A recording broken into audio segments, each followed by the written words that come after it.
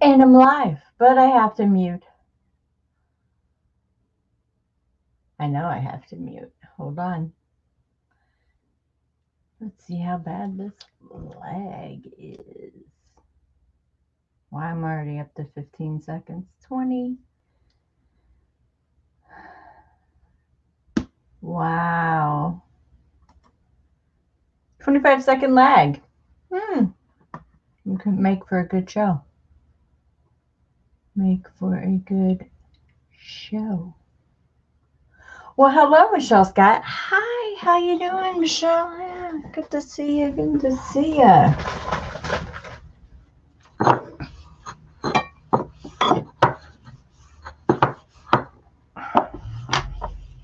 Clean up a little bit. Hey, Luz, how you doing?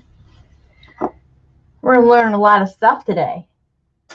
We're gonna learn how to make homemade texture paste and homemade chalk paint and everything like that. Are you ready?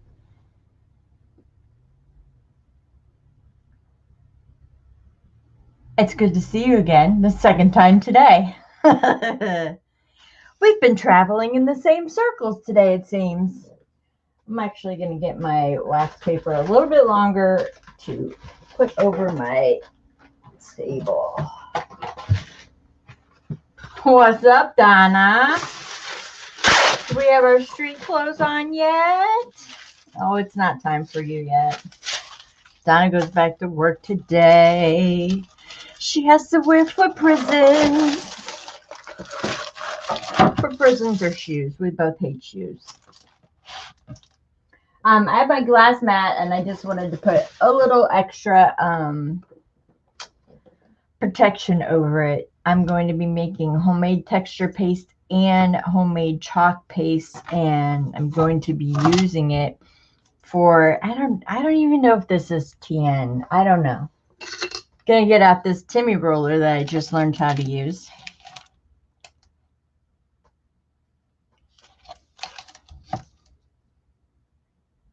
I don't know, 4 by 8 3/4. Is that TN? I don't know. I have no idea. No idea. I just thought it'd be a cute, tall, skinny book. And I have a 2-inch spine made for it already. Thanks, Luz. Appreciate it. Yes, they are, Donna. That they are. The prisons are terrible. Are terrible. Hi, Lori. Oh, you were just using my rusty bits. Do you love them? That's the question. Do you love them? Because I'm making more. Today I'm going to show you how to make texture paste and chalk paint. You do? Good. They just give it that grunge, right? I love it. I have a whole box full of stuff that I didn't even sell, so there's a ton more coming, and I'm making more. I just have to get salt. Donna, remind me to get salt. Next time we go to the store. I totally forgot salt. I got the peroxide, but I forgot the salt. Duh. I'm gonna be what I'm doing is I don't even know if this is TN style. I don't care. It's 8 3/4 by 4 and 1 little slash. What is that? I don't know. You know, I just learned how to use the Timmy roller, so don't ask me. And then I'm going to use this paper. I don't know which piece of this paper yet, but this is from Dots Inspirational, which is on Etsy. And I'm going to be pulling from the turquoise color and the browns and possibly some black. I want to make my cover really just, I don't know, grungy. I have white parchment out, I have burnt umber out, and then I have this color, which is an aqua, And I have water, I have glue, and I have plaster of Paris. And the plaster of Paris is how I'm going to make my chalk paint and my texture paste. And I have Henderson, who is my heat gun. So that's what I'm going to do. Hi, Shell. How you doing? Good to see you. Good to see you. So yeah, that's what I'm doing. I'm going to use use plaster of Paris, making texture paste and making my homemade chalk paint. When I do my texture paste, obviously my book is going to go like this. I'm using tempered hardboard, and I kind of rounded the corners. Again, I don't know if this is TN style. I just thought it was really cool, and it was some leftover scrap, and I wanted to use it. And I already got my spine made. I don't know where I put that little booger at. Where do you go? Oh, spine. What the heck? It was just on my desk. Do you guys have that problem? It was just here. I haven't moved. Seriously, where'd the dang thing go? I don't know where it went. But I want to pull from this paper right here. This is from Dots. I think it's called Dots Inspiration on Etsy. And it's one of my favorite prints. I saw somebody do a journal flip through with it. And I was like, what is that paper you're using? And she said she had it for years. And I was like, well, where'd you get it? And because I was thinking it was a pad, and she said no, and she gave me the link, and I believe it was Dots Inspirational. Where the heck did that spine go? For Pete's sake. Got my cloth all cut out and everything. For real, where'd it go? I'm not playing anymore, spine. I'm not playing anymore. Chronic! Where you been, girl? Hey. Okay, Luz, have a good day. I'm sure we'll run around and see each other sometime. You lurk away, girl. Lurk away. You just got here. Awesome. Awesome. Anyways, the spine is around here somewhere. I don't know where the heck it is. Who knows? Yep, not under my board. Anyways, I'm going to make some texture paste. Texture paste is plaster of Paris and white glue. That's all it is. And you want to get it to a peanut butter consistency. But because I'm putting it on a book, I don't want to put any of it here where it's mostly going to be touched. I want it all throughout, like maybe here and some up here, because I'm probably going to put some kind of tag right here. And then the back, I can just go free. And before I do that, I need to write, where's my favorite pen? But that's the front and that's the back. So yeah, that's what I'm going to do.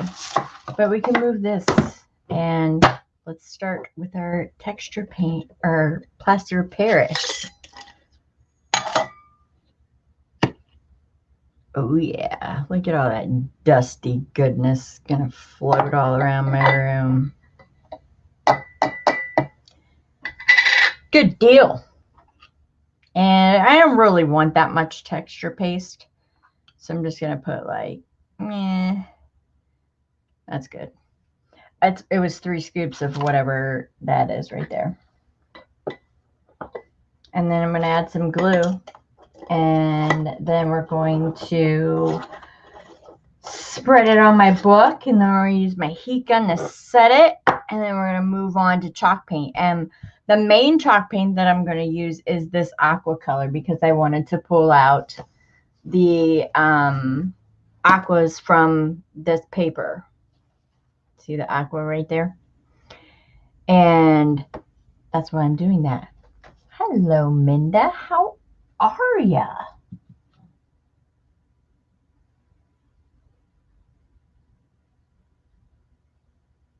That was a good auction. I watched that. I saw that. It was good.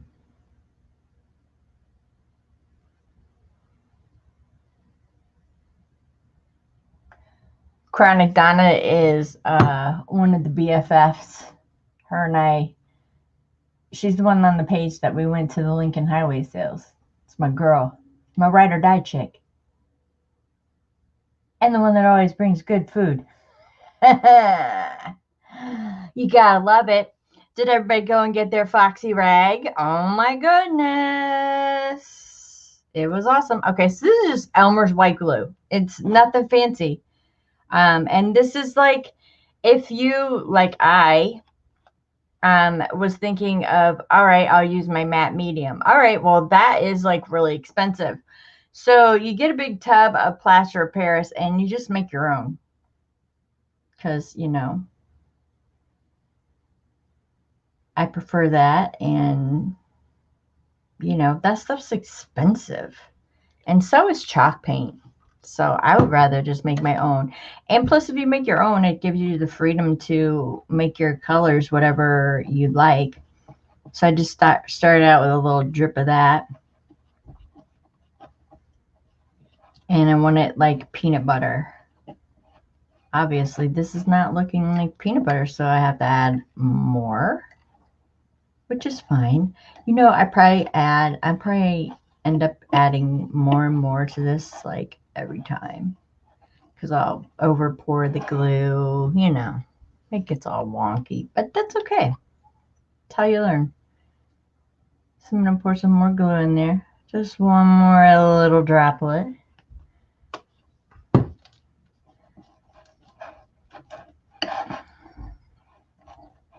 I like making it myself. And that's awesome right there on the side. See that? That's looking good right there. Let's get all the rest of this stuff in here. And I'm not really too worried about my bowl because this will just wipe right off. No big deal. No big deal. I don't have anyone in here to read chat, so I'll just look up in a second, okay? My mom is at the dentist. Because I just texted her and was like, Mother! She's at the dentist. All right, so that's like the perfect. That's perfect right there. And I'm not, you could use this on a stencil if you wanted to put some design on your book. You could do that. You could, whatever you want. But I just want some texture on my book. That's all. And since this is the back, I can go a little more texture-y. Is that a word? Texture-y? Yeah. I'm going to make up words. Why not?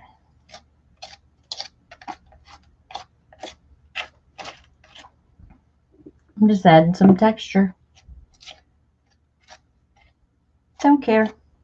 No rhyme, no reason. Just want to add some. I'm going to sand it down anyways a little bit because we're going to go around the edges of this book with some brown umber first before we even put the other texture paint on. Oh, mixed media cover? I don't know. I don't do mixed media, I don't think. This could possibly be mixed media. Who knows? I don't want any right there. Let's take that off there. Thin it out.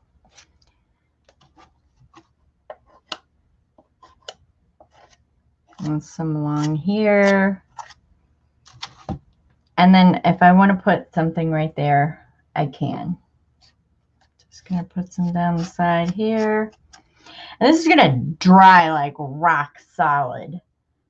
Rock solid hard. Is it water soluble? No. No, it is not. If you want to do that, then use like some kind of plumber's putty or something like that. But no, it's not. But it's going to be, it's fine for the purpose that I'm intending to use it for. And I've almost used just that. Wow, I've never actually had, like, you know, the right amount.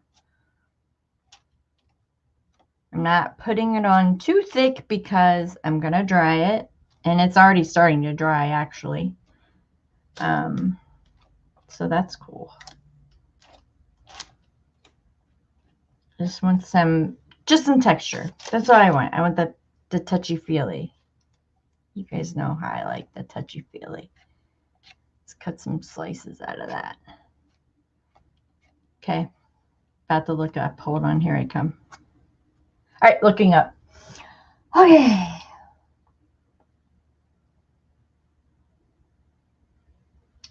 Yum, Angela.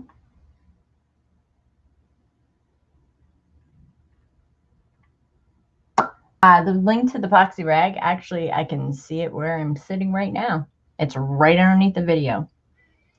Right underneath the video. You guys, I had to film that video 3 times. I was bawling. I couldn't take it. I was so proud of Angie. I was so proud of Tracy. I was so proud of Justin. I just couldn't take it. So here's my heat gun. Hopefully this doesn't bother you guys. Hey, Dana, how are you? Haven't seen you in forever. What you doing? Making some texture paste. You just missed it. All it is plaster of Paris and glue. It looks like a mess now, but you guys will get the point once I get started here. It's already drying pretty much. Like, really? Wow. That's fast. Like, seriously.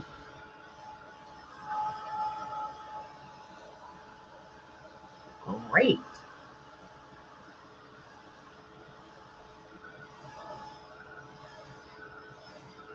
It's on her, it's either in her Etsy, I believe you can find it, or you can get it off the website.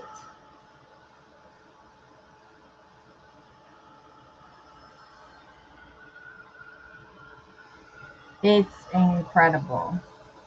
I have my, I was the secret holder. Sorry, guys. I didn't mean to be the secret holder, but, you know, somebody had to see it. Give her feedback. It was awesome. It is awesome. So, yeah, I held a secret for a little while. Where did that spine go? Like, seriously. I don't know where my spine went.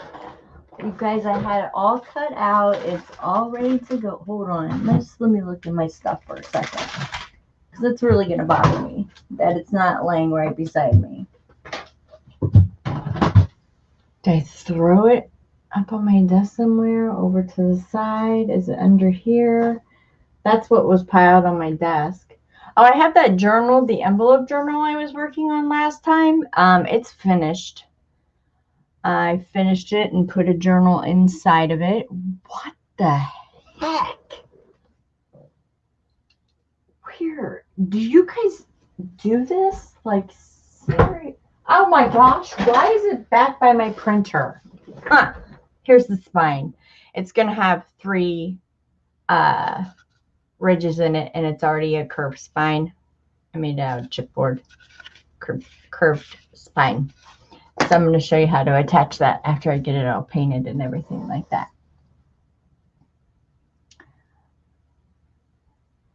Dana, summer has been as good as it could be, I guess. So good. Oh, you just signed up for the newsletter too? Good for you. Good for you. I know. I'm so proud of him, Angela. I couldn't stop crying. I was like, and then I get a message after Tracy watches it. She's like, dude, I'm crying over here. I'm like, I know. And she was like, you were the first DT member. And I'm like, I know. I thought I was just the guinea pig. Because I met her when she had 797 subscribers. I'll never forget it. It's when I had my what do you call that? That page, uh, The Artful Crafter Where Imaginations Meet. It's where I had, when I had that page, and I was like, you guys have got to see this girl.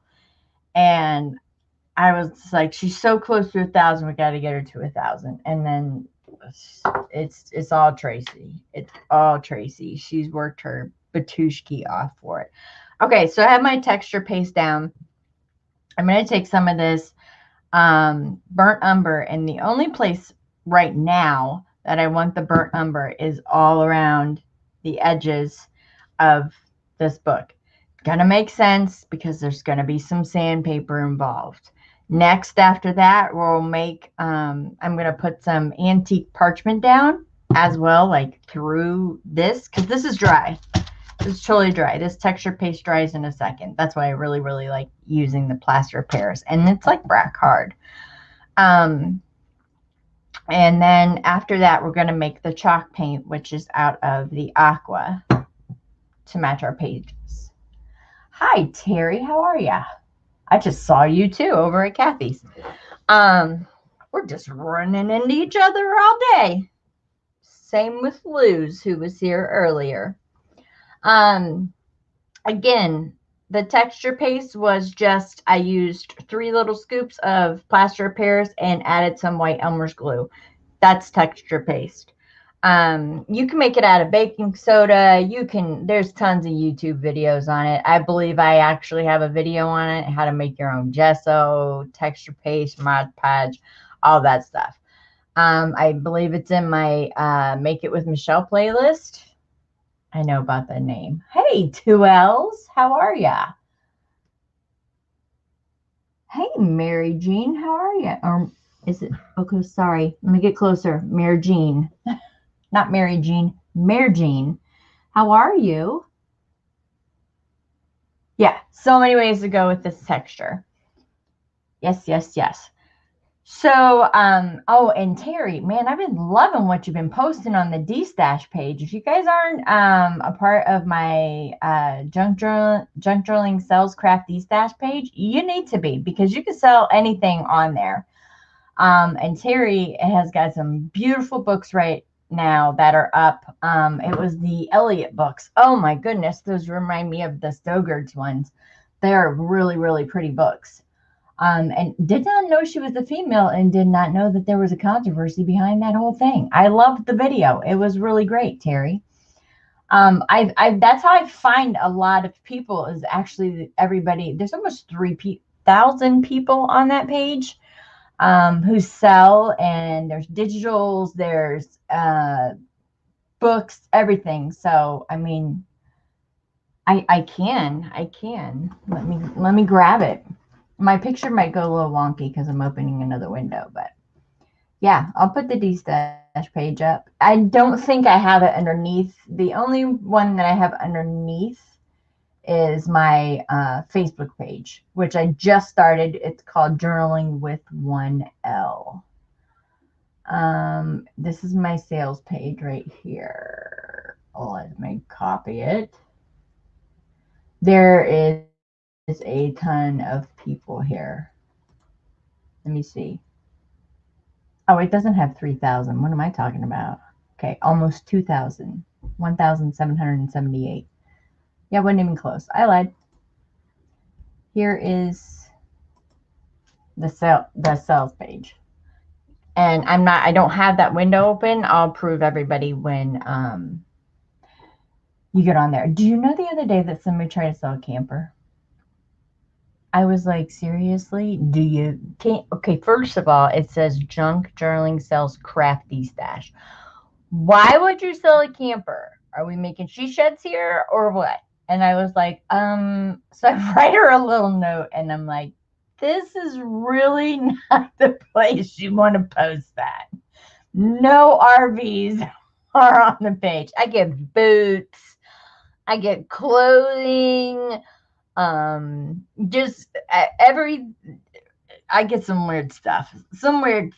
It's weird. That's why everything has to be pre-approved. And I check that page at least 3 times a day. So even if you go live, like I put my live up there, if you have a sale that's coming up, Put your sale up there.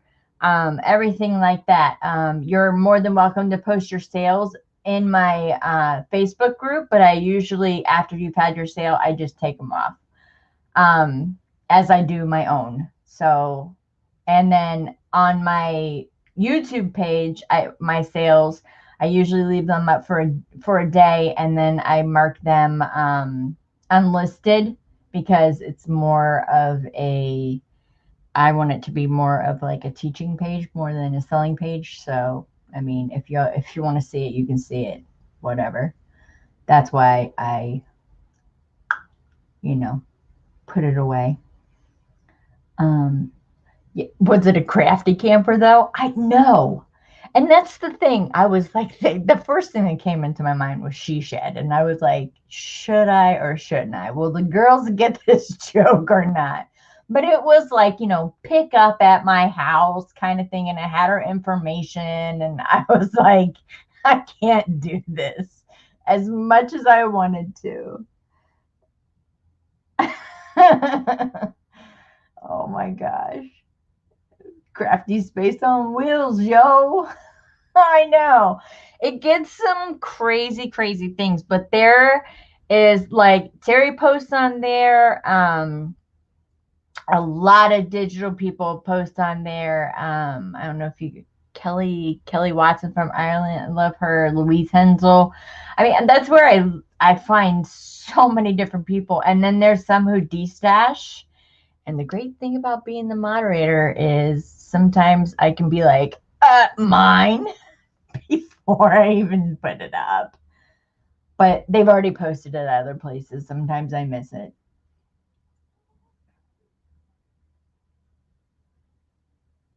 Oh, she must be unfamiliar with the. I know. I'm like, didn't you read? And when you go to be approved, I can see all your groups, everything that you're affiliated with, right? And I can see what I have in common with you as well. And she had like craft groups. So I was like, okay, so she's a crafty person. No, she's trying to sell her RV. Whatever. Okay. No problem. So I'm going to put the burnt umber on. And like I said, I just want the burnt umber around the edges because we're going to end up sanding this whole thing down. I always paint out of my lids. You guys know this. It saves me from, I don't know, like, I don't, cross-contaminating my paint. If it's 50-cent paint from Walmart, by gosh, we want to not cross-contaminate that. Oh my goodness. We don't want that happening, that 50-cent paint wasted. All right, so since this is the straight edge and I kind of rounded the corners here, we know that this is my outside edge. We mark this the back. So I just want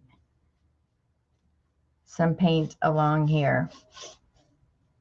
I'm going to paint this side. Oh, I don't know if I'm even in frame. I'm going to paint the side here. I want it all around here. And you can see now why I didn't put that texture paint around the edges. And it's also because it's where you hold a book. I will clear coat this after I'm done. So it will be sealed up. Nice and sealed. Also, because of the way that I'm doing the spine, I'm going to paint this as well. I'm not going to sand around that part, but I'm just going to paint that as well because I don't want this board color. And it's all right if I get some on the edge there. It doesn't really matter. Doesn't really matter at all. I do not want any on the inside of it, but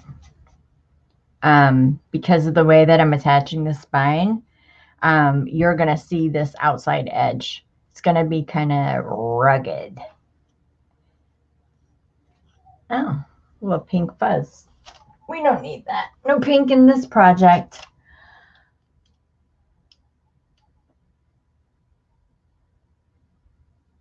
I'm impressive getting mine done. Oh, I can't wait to see. It would be, right, Shell? Because you keep getting moved from room to room. I think you need your own outdoor space. Get Hottie on that. Get him on it. Say, hey, look, I've been moved around. These kids keep coming back. I need my space. Oh. Okay. Ran out of paint in the lid. Yes, my brushes in my mouth. Nobody else crafts in my room, so I can do that. I'm allowed. All right, so I'm gonna put some on the inside here. This part is kind of tough to work with because when I go to sand this part, it tends to like peel up because it's almost like a hard, like a, what is that, MDF? See where it's already coming up right here, right there, and that's just from me sanding the corner. So good times. This side already dry, pretty much, except for the clumps that I just put over from the other side. So I'm going to hit it with my heat gun real fast so I can lay it down.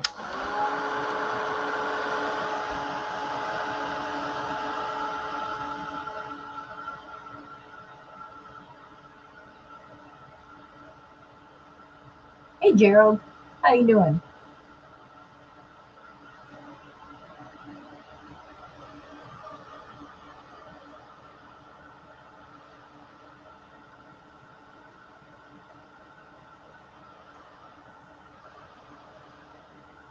All right. There we go.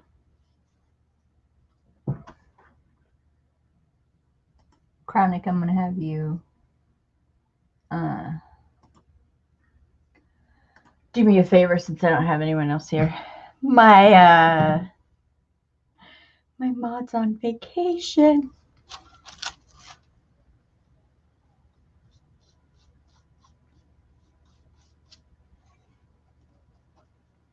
All right, we're going to go around here.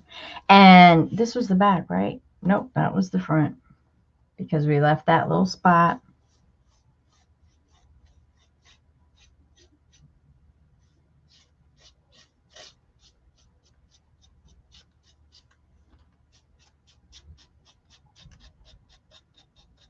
Right along the edge there. Then we're going to go around the back. And then remember, after this, I want to add a little, I'm adding antique parchment. Because I want some of these layers to come through. And I'm thinking that I just might go ahead and paint the whole thing parchment underneath there. Because we're going to do some sanding, which is probably going to be a little too loud for you guys, right? Thinking that might be bad and I might have to mute while I sand because that's going to be a little loud.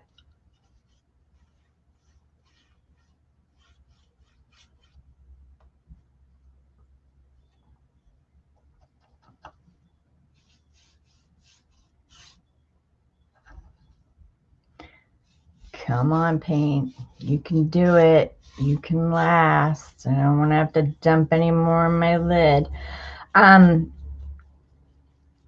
used to do all of this with sponge brushes. And sponge brushes, they soak up a lot of paint. And I don't like that. So I'm using real brushes just for the fact of it's just wasteful. And I don't know. I'm really not into that. I like, making my own stuff. Making my own stuff. I do have the regular good stuff and all that stuff, but I like making my own. It's a control thing, maybe. I don't know. Anyways, I'm done with this color. Has it made a mess? Sure has. Sure has. Gonna put that brush over here. I'm gonna pop this dry in the front.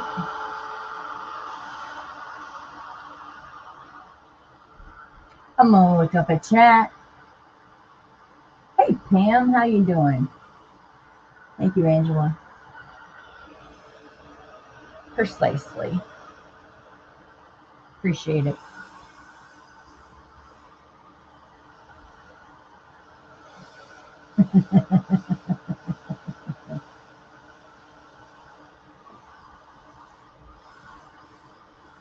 Oh, nice. And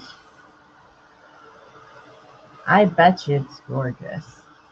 I love everything about Shelly. I followed Shelly for, wow, long time.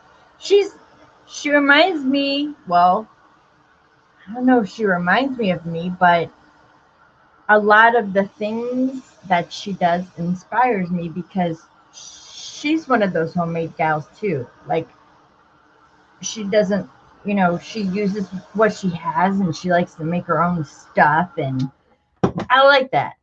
That's the first thing that kind of attracted me to her channel was, I was like, she's making this out of this. I think it was like a long time ago you were doing flowers made out of magazine papers, and it was around Christmas time that I found her. This was like a couple of years ago. Oh yeah. Go ahead, Michelle. Just rip your paper. Oh my gosh, idiot. Hoy vey. I'm just so good at this, you guys. Just change the channel.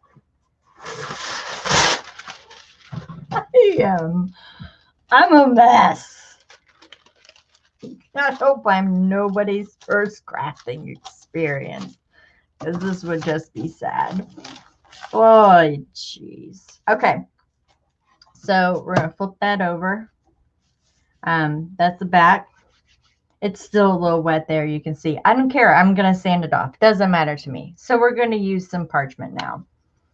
And I don't have a clean brush for the parchment. Hold on. Oh, yeah, I do. It's right here. I'm just going to put it on here. This looks like a hot mess. I know. But there's a rhyme to the reason. Because, you guys, this is the paper that I am trying to pull colors from. Okay. And I got this from, I believe it's called Dots Inspirational on Etsy. And it's beautiful paper. I actually saw a lady do a flip through and I was like, I have to have that paper. What is that paper? And she guided me to Dot. Look at that. Hello. Do you see the keys? Do you see the keys on that? This is a couple of kits. This is not one kit. This is a couple. I also have a couple more of her that I absolutely love. And to pick out the pages for this is going to be incredibly hard because I love them all. So I just want to kind of coat that texture paint. And it's okay if I get it on the brown. I don't care. It's all good. It's good enough for me. There we go. I guess this is kind of like a little bit of mixed media. I don't know. Or it could just be a hot, muddy mess. I don't know. Anyways, you guys can just conversate and talk and hang out. And put some along the edges. Around there. Maybe I'll put some around here too, because you will see that edge. Yeah. Gonna do that. Okay. There's my parchment that I wanted to put on, but I'm not done because I have to flip it over, but hang on, because there's no safe place to grab. See how it's already muddied up right there? I don't care. Because that aqua color this is going to be a chalk paint. So this is going to just cover pretty much everything. So I'm not worried about smearing my paint, anything like that. Like I said, we're sanding it down. because I want all these layers to come through. I want it almost like that, the woody look. Oh my God, did I just say woody? The wood look. Sorry. Mind gutter just went there. The wood look that's on this paper, like this, like the wood grain look there. And don't anybody say that. Hey, Lisa. Oh, great. Lisa walks in the door right as I say Woody. That's awesome. One of the crafters that I so respect. And I just said Woody. Sorry, Lisa. Oh my goodness. Okay. So, I mean, this stuff is drying pretty fast. There's a big clump right there, obviously. So, I'm going to use my fingers on that. There. I don't care. Because we'll just take a baby wipe and wipe it off. There. It's dry. I think that took like, what, maybe a minute? All right. So, I want to flip it over, because when I do the inside sanding, I want that effect as well. But this is just basically a whitewash of it over it. It's not, I don't want a full coat or anything like that. I just want enough to, when I sand it, you'll see both sides. And I'm going to put a little more on my brush because it started to get muddy there. And see, I just don't want to waste it. And I'm going to clump some like that. See where I clumped it?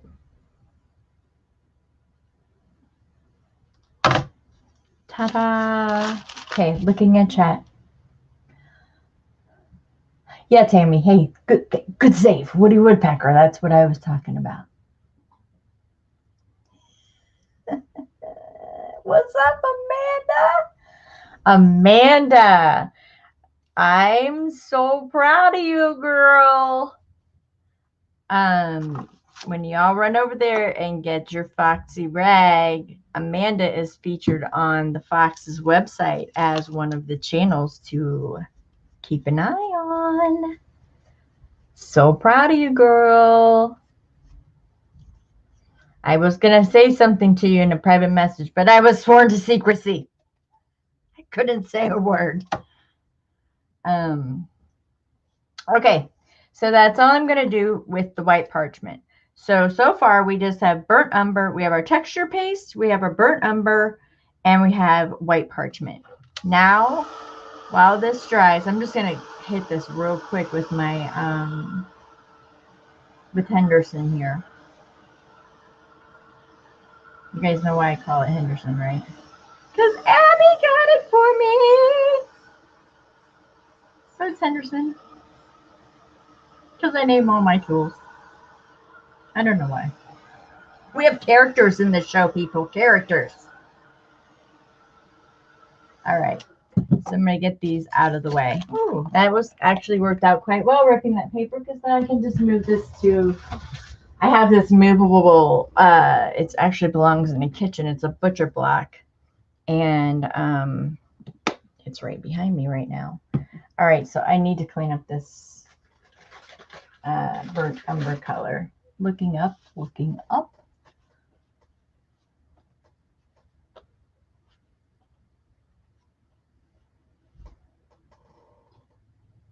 Yep, the pep. Yes, she is awesome.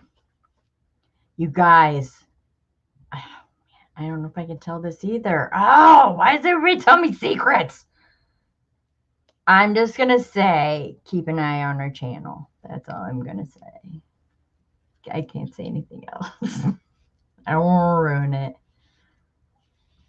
But keep an eye on her channel. She's linked below. She is Purple Cottage Crafts.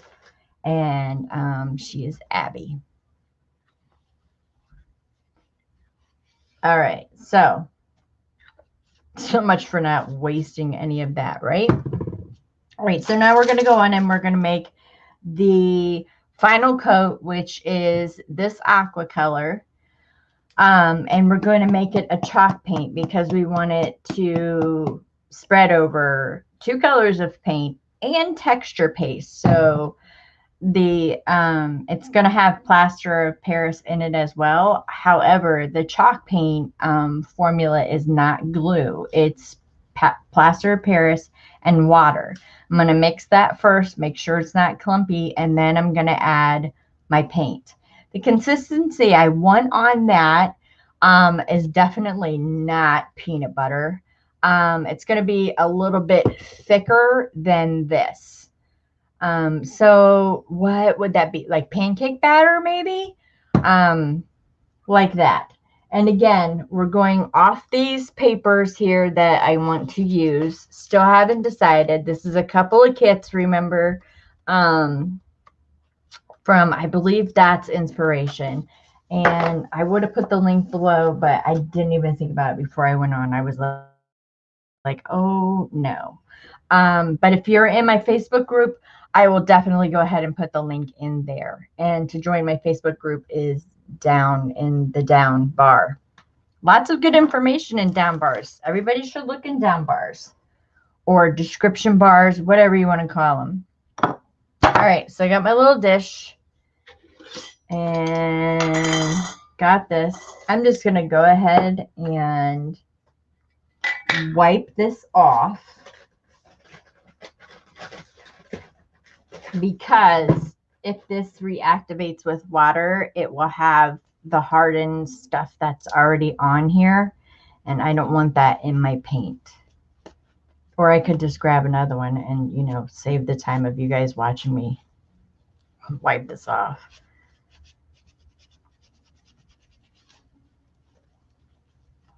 Don't want like any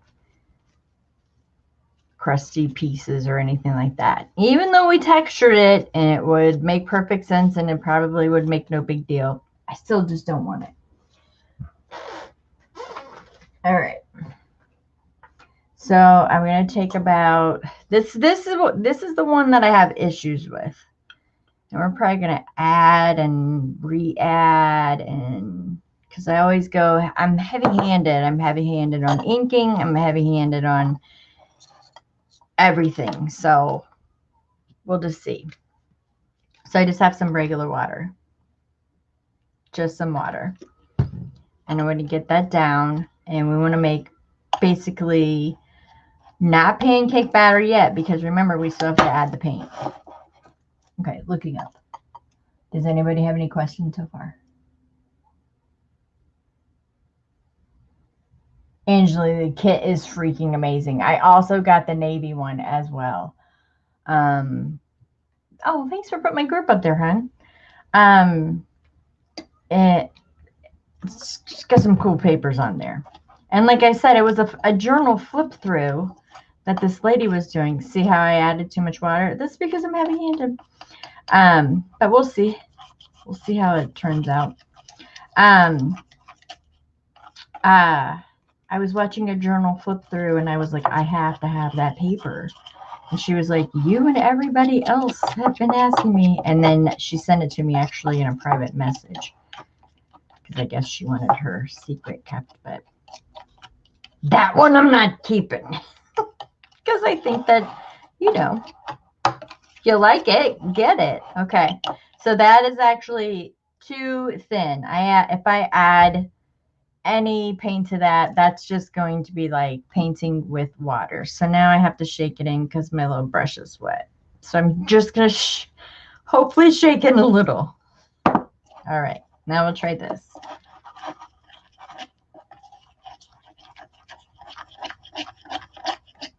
This is actually much better. Can you believe it's already drying to the edges of the bowl?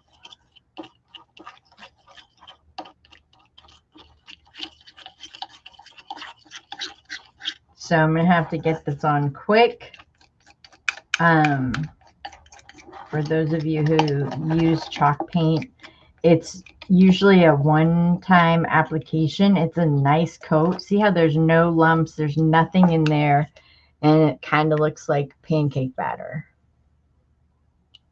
Is that showing up enough for you to see like the pancake splat? And I'm all right with that. I think that that's going to be great. And hey, why don't we just wipe this off while it's wet? And ta-da, it's clean again. Yay. Smart move, Michelle. Let's put our lid back on our plaster of Paris so we don't spill that. No, we're going to do that. And then I want to use the aqua. And, oh, what the hey. We're going to put this in here. And the reason why I'm using aqua and putting it into the chalk paint, okay, say I wanted to use gray. Gray and white, you put gray and white together. That gray is going to be really, really light. So you would want to add like blacks to it to make it the color that you want. But if you use a darker color already, see how that kind of muted it out because of the white in it? That's why I used the darker color. But is it still going to match? Oh, yeah. That looks great together. I like it. So, good enough for me. Looking up. Sorry. What did I just shake in? That was plaster of Paris. I'm right now, Lori, I'm making chalk paint, which is water, plaster of Paris. You want it to a pancake batter consistency. I was a little heavy-handed on the water, so I had to add a little bit more plaster of Paris. And now I love that consistency to paint with. There's no lumps because before I even put in the paint, I mixed the water and the plaster of Paris together. And if you were to mix all three, it could just turn out, you know, not good. Or it could be a happy accident and you could just do texture and all that all in one. However, I just wanted mine layered. I'm going to put that off to the side. I'm going to bring back my book covers, which are dry. That was nice. I'm going to flip them back over. So we have the burnt texture paste down, burnt umber, and antique parchment. Yes. Yes, antique parchment. Sometimes I use, what is it called? Old paper, antique paper. I don't know, something like that. And let's turn. Did you see? None of that chipped off. Like, sorry, that was loud. But none of that cracked or anything like that. That plaster of Paris really, really seals tight. So now let's get the paint down, and the paint is going to form a hard shell as well. I'm not going to paint it very thoroughly, like a whole full coat, but it's going to be most of the board because I'm sanding it down, remember, because I want some of these other colors to come through. I'm going to paint over that. That's muddy. I don't like that. So we'll put up most of our paint over there. Let's see this brush. Do I like this brush? I might not like this brush. Let me see.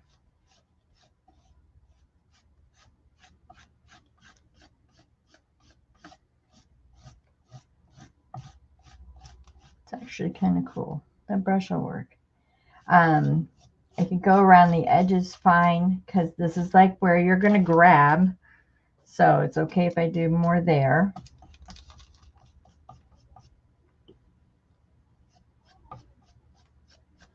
I'm going to put some on the outside here just because it's going to be, this board is going to be exposed by the way that I'm putting on the spine. It's going to be exposed. So it has to have like some kind of detail or something. If I don't like the way that it's exposed, I can either hide it with some lace. I can build it up a different way, but I think that's going to turn out just fine. I've done a couple of spines like it already. I haven't done many that way, but I think it's going to be okay. So let's get some on here.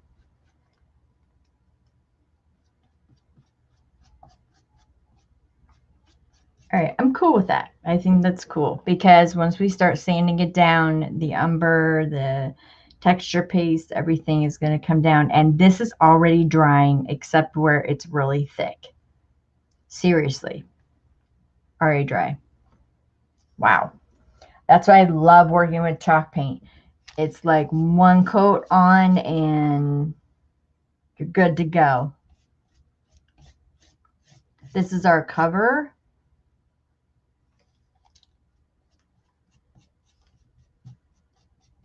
I'm going to put some on the edge, some on the edge, this edge. This one's already got some.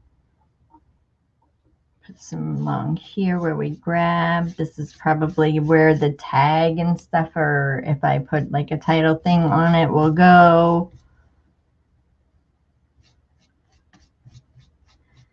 I'm just lightly tapping my brush because I could be here sanding all day. So you just want light coats, light coats of it. And that's dry. We'll get the thick parts off.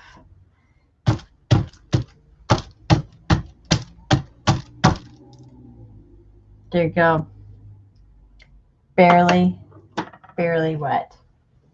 That's going to dry in a second. I'm going to heat set it though. You wipe it off. Look up in chat. Sorry. Hey, Teresa. How you doing?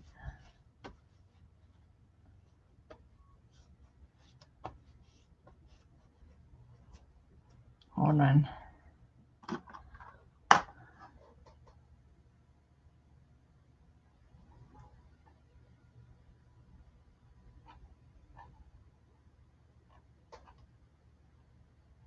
Okay. I was catching up with chat. This, honestly, this looks like light blue. This is not light blue. This is very, very aqua.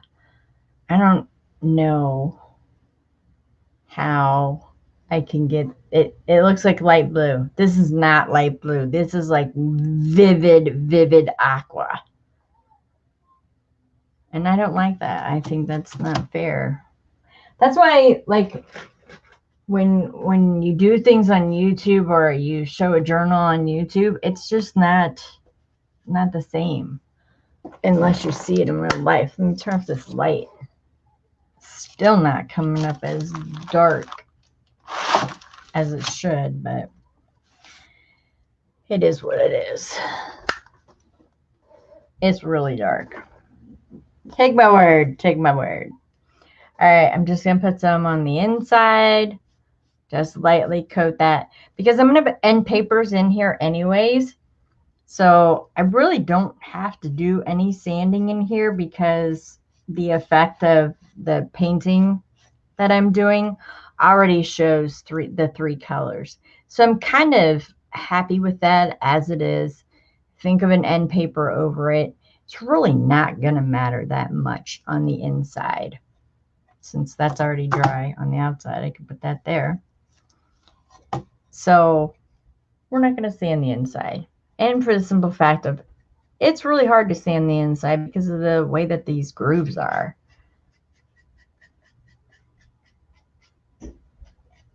Go up here. And that's enough color for me.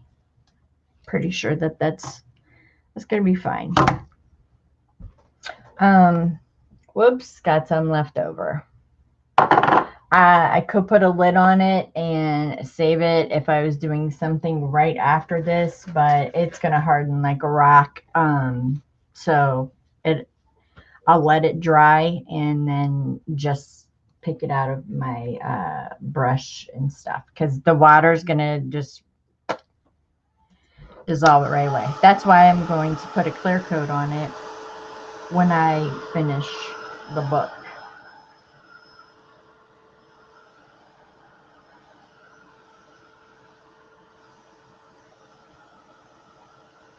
You guys are going to have to let me know if the sanding is too much. I'm going to do it over my trash can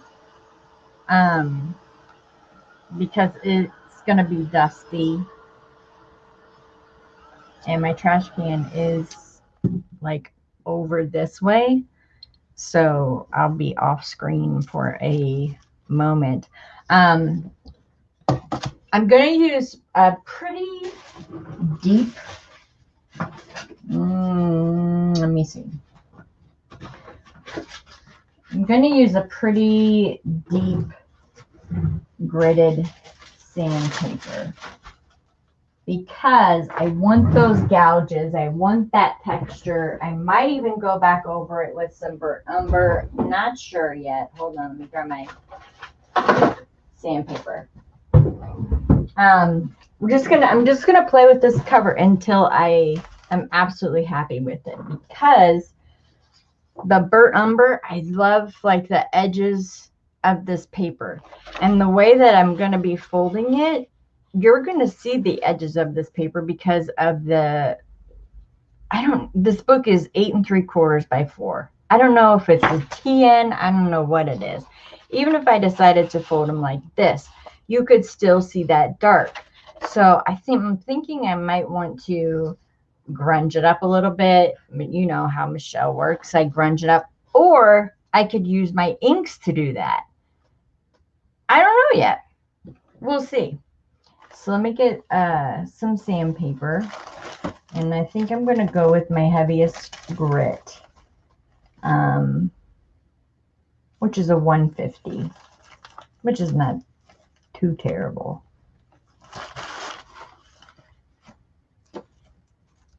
No, that's 100. I don't know.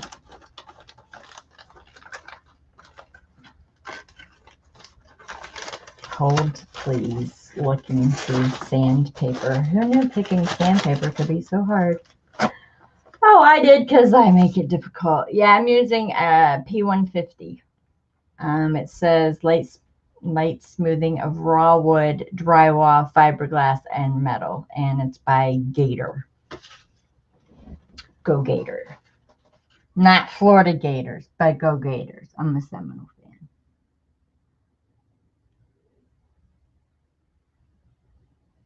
I am coming crystal clear. I know, I got a new thing in. It's awesome. So I'm going to be able to go live a lot more. All right, you guys tell me if this is too much.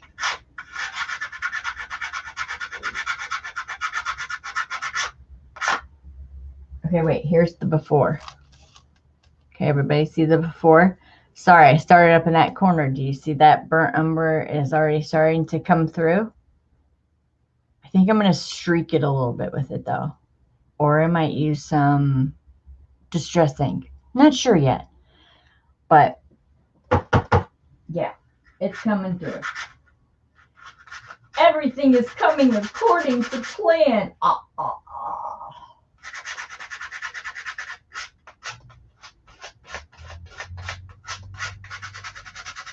I'm not going to touch the inside, remember?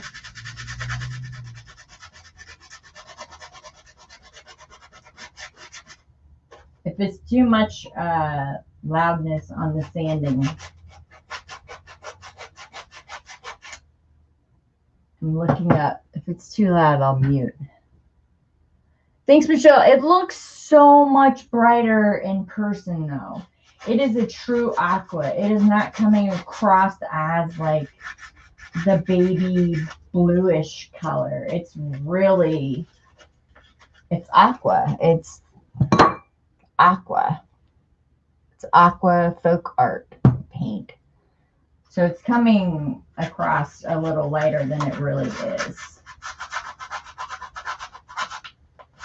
So some of these I'm really going to have to like get down and dirty with. And I'm taking some of that texture off of too.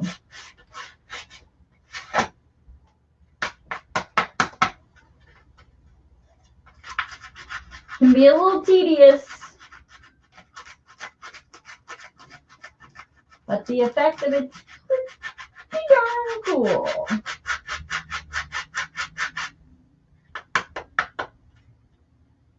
I like that.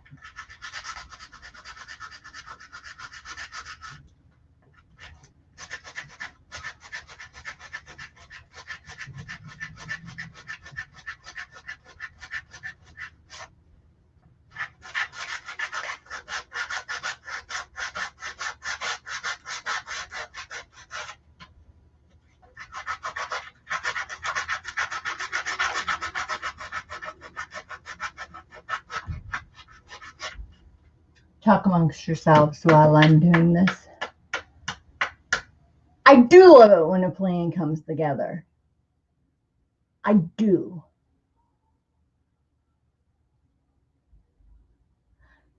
Thanks, Terry. Hear me chit chat. Oh yeah. So I'm going. I'm going. I can't even word this right. I'm going like harder in some areas, and then some areas I'm just smoothing out because I want that color to come through. Yet I want to keep the darker spots, patches of the aqua, which I can always touch it up. There's no mistakes.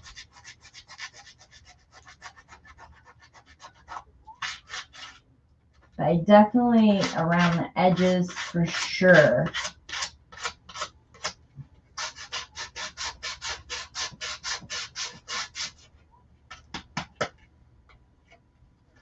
Good thing I'm doing this over the trash. Ladies, do it over the trash. You're gonna have a big mess. Big mess. I'm trying to achieve that wood grain look as well.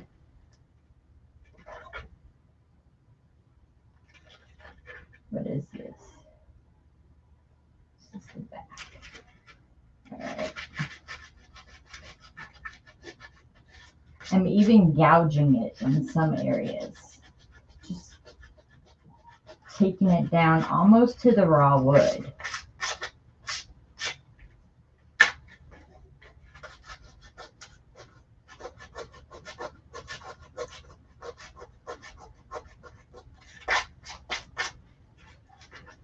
So I want it to look rough and worn. I'm sweating sanding here. Oh.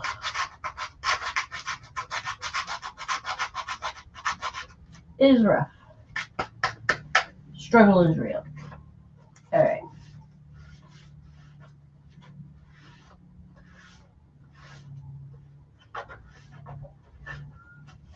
All right, I'm digging it. I'm digging it. I'm going to stop right there. All right, do you see the difference? That's what I started with. And then, okay, let me hold it up. Oh my God, it really looks like baby blue. It is not. This is so vividly aqua. Can you see the difference? You see where that's white parchment. That's not plaster coming through. That's that white parchment color. There's the burnt umber, and then the aqua on the top. There's the burnt umber there. There's the white parchment. None of it is the plaster. We covered the plaster, so it's not that. So that's the rough wood grain look, and it's going to go perfectly with those papers. But I think what I'm going to do is use another coat, I think, of the burnt umber, and then we're going to sand that down. I think that's what I'm going to do. Like, I'm almost going to like whitewash it with the burnt umber because I want that wood grain look. What do you think about that? What do you think about that?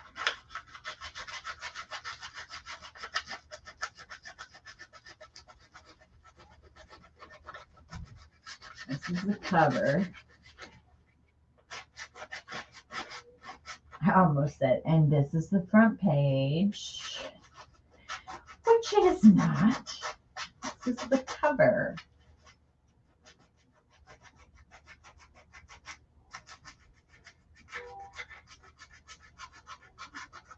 And that one area where I didn't really focus on is like where I would, you know, stick like a label or whatever it is I'm going to do on the front. I don't know yet.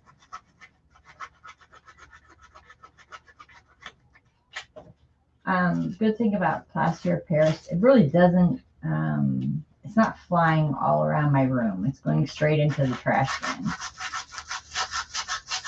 But if some of you are sensitive, please wear a mask.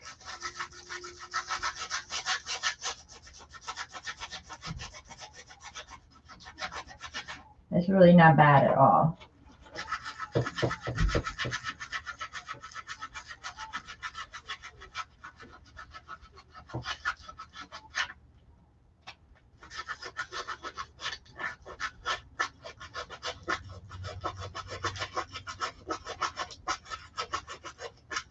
Oh, I like that look.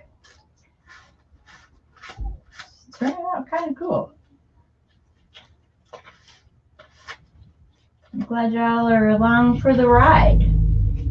This could turn out really, really bad or really, really cool. Who knows? But either way, I want it, I am smoothing it down. Whether I'm taking the paint off or not, I am taking some paint off because I have to smooth it, but not too much. Leaving it darker in some areas. So I think we're just going to play around with the paint for a while because that looks pretty cool. I love that part right there. And then I just have a little dust on my hands that I have to get off. And honestly, I don't see any dust anywhere. It hasn't really flown around. Okay, looking up. Oh, let me see.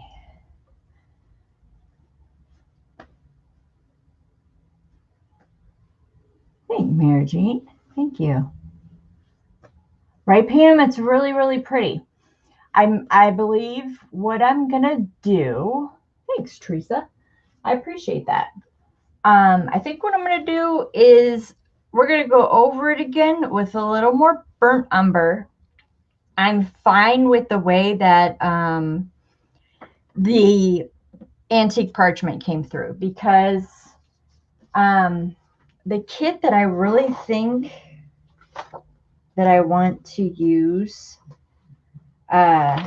is everything that goes with basically this main page. So if you look at the colors here, we're pulling the browns. I mean, I can even throw like a little, this is, what color would I have that would be close to that?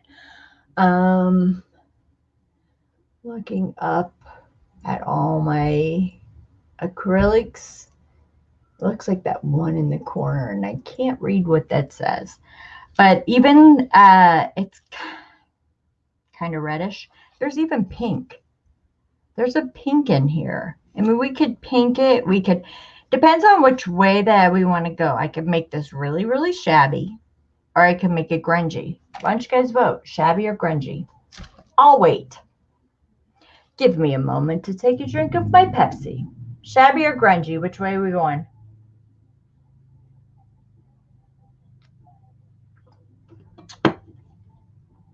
I'll go either way. You know which way I want to go. Okay. There's as we'll go for shabby, shabby.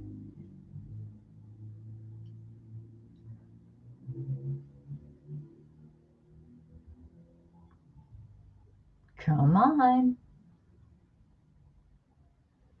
I know some of you are alert. Did somebody just text me an answer? P is on. Oh, that's my friend Amber. She has my Fabri-Tac.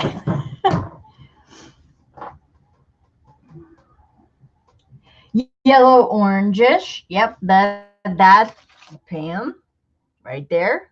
That's that big cabbage rose right there. Yes, we could go that way. We absolutely could. Raw sienna, have that.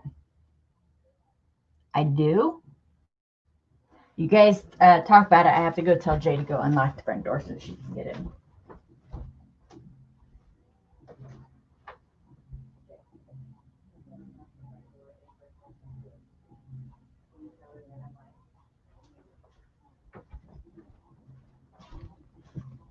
Okay, sorry about that. Had to make sure she could get in the door. Oh my gosh. I wish this was showing up, you guys. This is actually the color of this, which is so weird as to why it is not showing up. It is that color. It matches that. And see, if I use this kit, which is more less distressed than this one has a little more distressing in it. If I were to use this, it has even some blacks in it as well. But it does show you the true colors. No, she's not here yet. She just texted me and told me that she was on her way. Here's the two together beside each other. This is the distressed look. This is the not distressed look.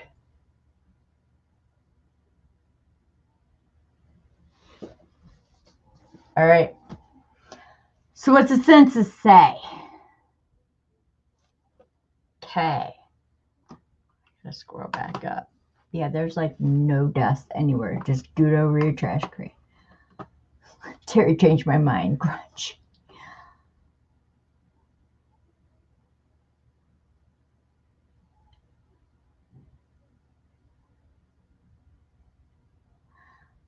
Okay. Grungy it is. And that would have been my vote too. Hold on. Let me refresh in my StreamYard. It might go off for a second, but I see that I'm getting blurry. Un momento, please.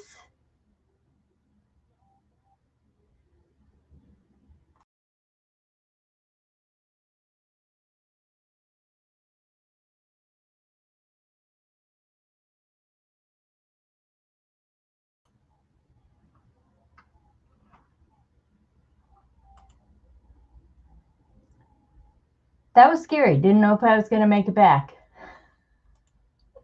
I've never done that before.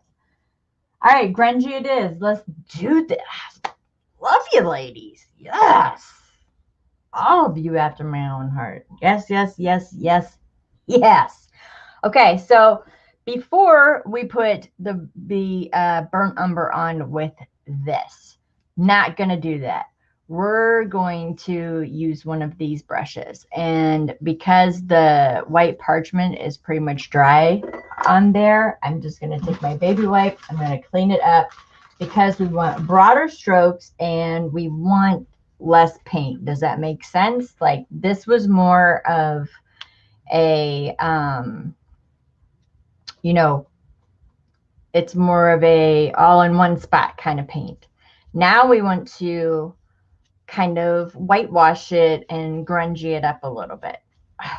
Love it that you guys want to do that. Okay, perfect. And how's this? And this is actually, the turquoise is still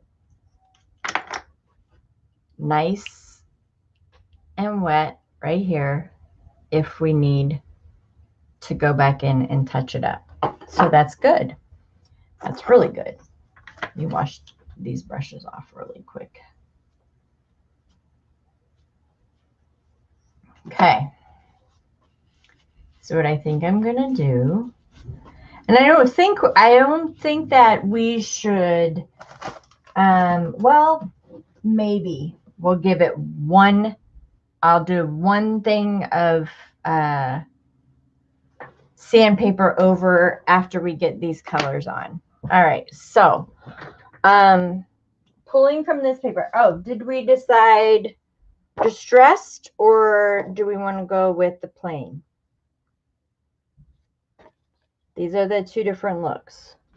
We can go with the distressed ephemera or we can go with the plain ephemera, because I think Pam's idea of adding some of the, let's say, the mustard color into it, which actually goes with both because it's in both, would be good. This is a metallic. I don't want to use that. I want to use this right here. This is called Golden Sunset. It's one of the ones that I use. So I think adding some of this. We have the burnt umber. Hold on, let me find my sienna. It may take a minute because I have a lot of paint up here, you guys.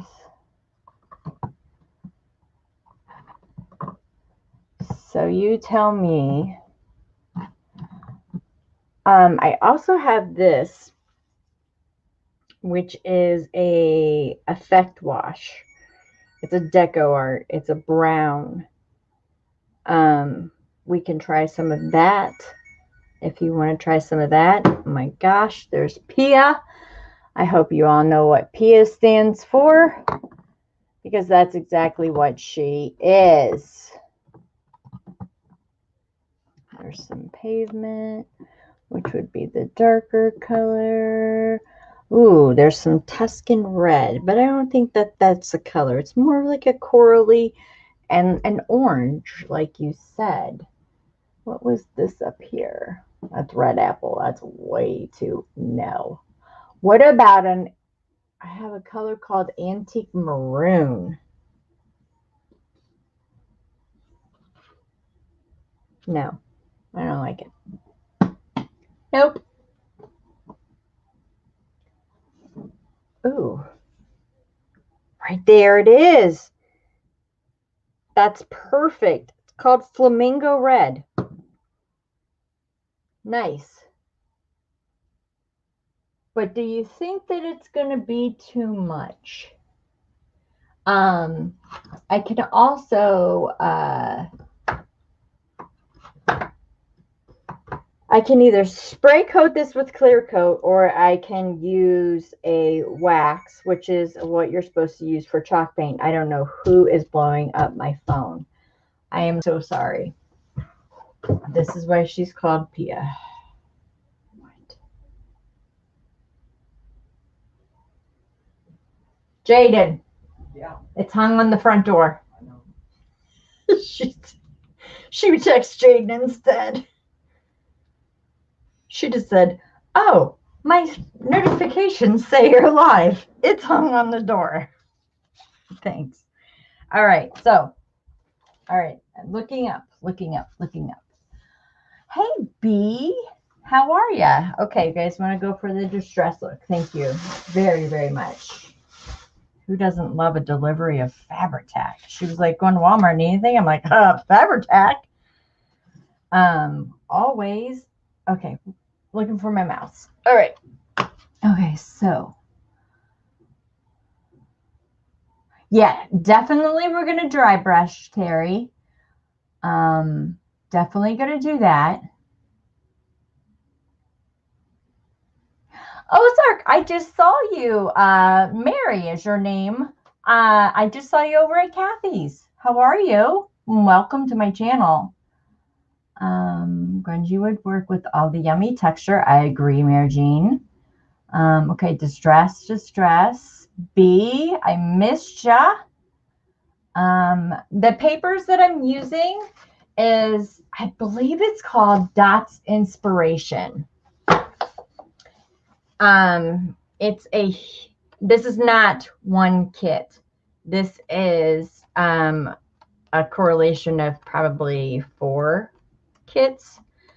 with the add-ons as well. And if you'll notice, this one has like blues. So I got the navy blue dot kit. I didn't print any of those papers out, but we'll pick out the distress. See, some I've already printed on the back to have backs. But all right, we'll go into the distress look of this paper, which is fine. I did make a 2-inch spine for this book. Yes, son. Huh? I'm good.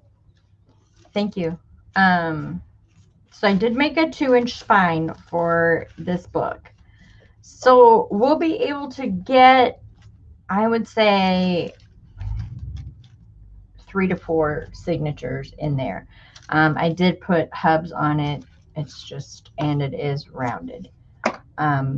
Made that, I pre-made that earlier because that's probably the longest thing that it will take.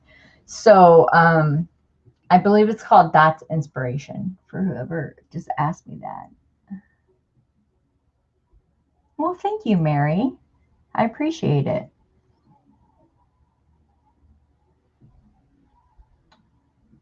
And welcome, Karen Sue. I'm sorry I didn't even see you ask me that question. Welcome.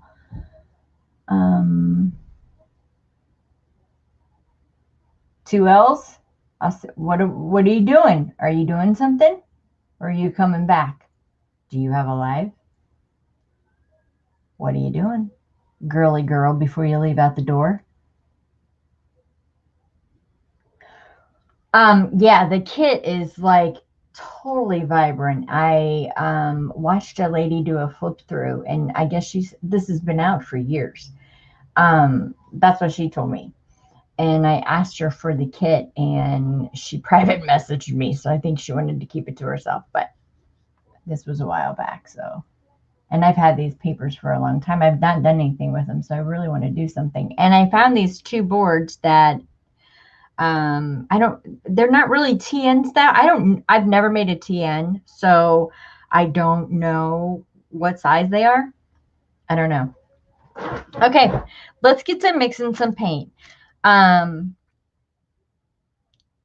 So I've got burnt umber, I've got golden sunset, and I have this flamingo red, which would pull out the flowers in there. And I think that was an excellent idea.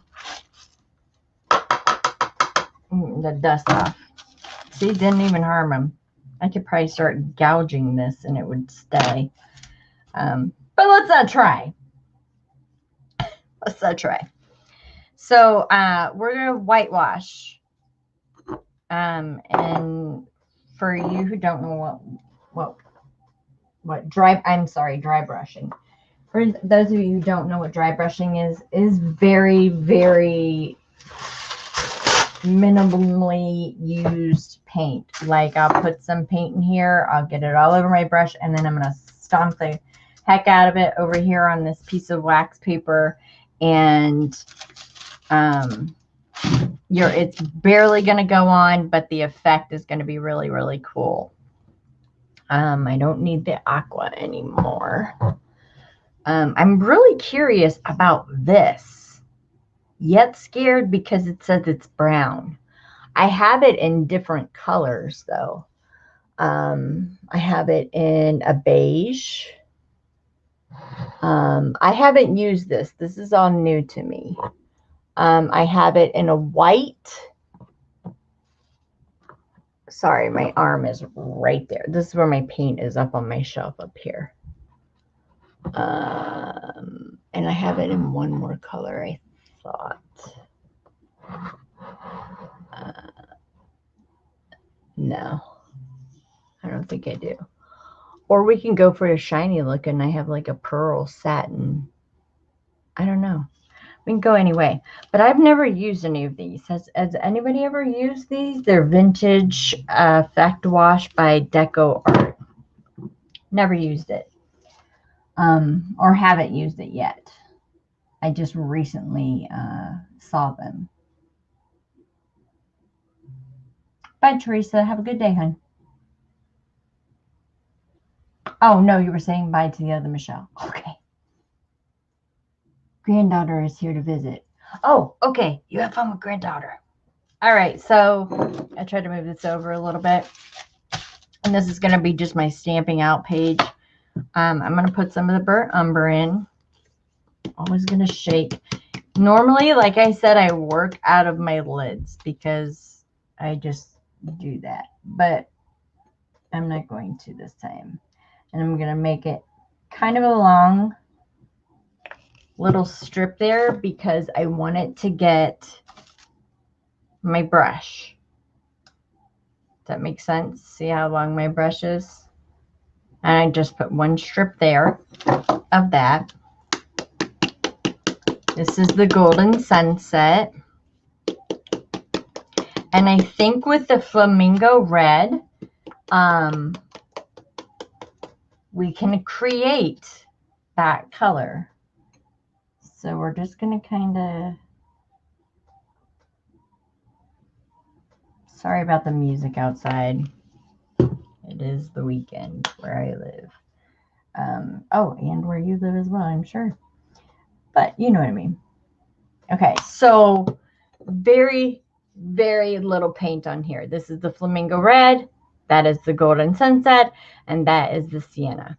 I think I want to go on with the reds and the goldens first. And then the base, because you guys want a grungy, and I do too, we'll go over with the Sienna. So I think first I want to put on this red color because it's going to be the most boldest color. So you see how I tapped my brush? And now I'm going to just tap the heck out of it on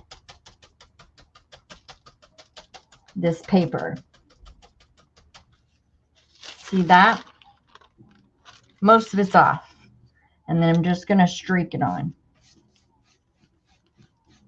You're probably not going to be able to see this, but I see it. It's picking up on the higher parts of the book. Oh, that's really pretty. Good choice. That was Pam, right? I'm liking it, Pam. Good idea. Good idea. And I mean, I barely, it's like nothing. But it is something because I don't know if you can see it, but it's there. It's on the raised part. And this is making it look more like that wood grain effect that we want. So let's do the other one. Love that idea. That was really good. Am I heavy handing this? No. This is, I'm doing it light. This is actually, we need a little bit more. I'm doing a light hand on this. Just cause. We don't want this to be, it's like not a dominant, it's not a dominant color. We just wanted to add some flavor and to pull out of these pages.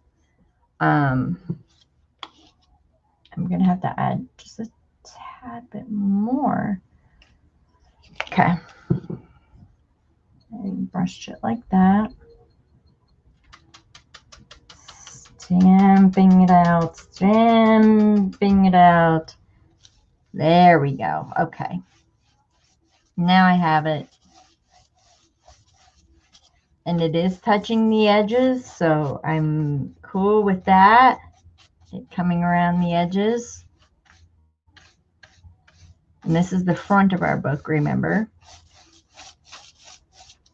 All right, that looks amazing. It almost looks like veining. I really think that's cool. I don't know how we're going to see this.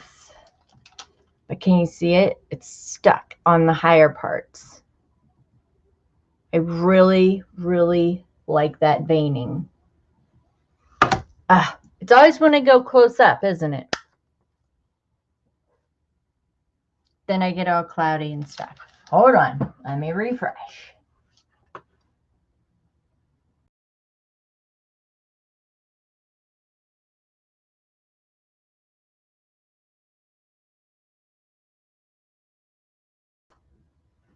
Okay, I'm back. Hey, Ange. I know, it's pretty cool, right? I'm getting help from all my ladies in the chat. There is Angie from Mountain Girl Studio. She was the one who was featured in the Foxy Rag. And she's the one who did the journal that I showed in the video when I did the video on the Foxy Rag. Well, Mary, I'm so glad that you're having fun. So glad. Angie, this is turning out light. It looks light blue, but it's aqua. Isn't that weird? Because it's the same color as these papers. But I don't know why, but it's turning, it looks baby blue on my camera. But it is as vibrant as these papers. So I don't know. Right now we are dry brushing. And this was Pam's suggestion, and we're going for the grungy look. We've already put down a layer of, we did texture paste first, which we made homemade from plaster Paris and glue. Then we put down burnt umber all around the corners and a little bit through the hair. And then we did parchment white, and then we did a chalk paint of the aqua. And it's still, we still have some in case we have to touch up. And now we're doing dry brushing. This is a gold and this is the umber because everybody voted on a grungy cover. And I'm not going to say no to that because this is like pretty much dry. I'm just going to wipe it out on a baby wipe to take some of the red out. And now we're going to hit up on the golden sunset. And I'm going to venture to say that it's probably going to do the same as what the flamingo red did, was hit all these high layers, which is fine. I think I'm going to go a little bit heavier handed on this one and not tap as much off on my brush.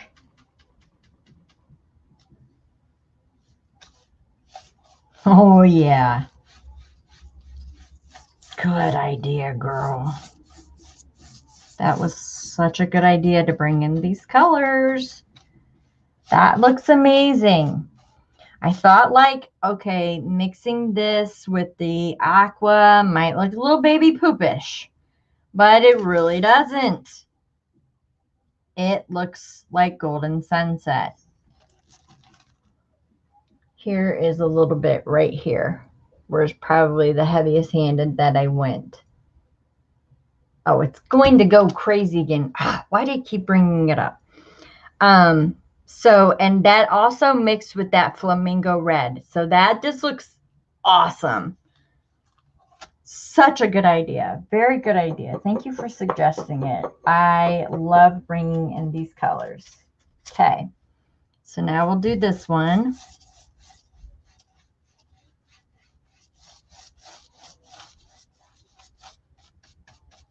Loving it.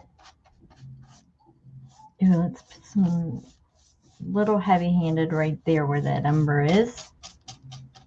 And it's all around the sides. Yeah, that's cool. We need just a tad bit more of that on the front. And did anyone say, I'm sorry, I missed it in chat. Did anyone use the distress stuff? I can put a happy tree on here.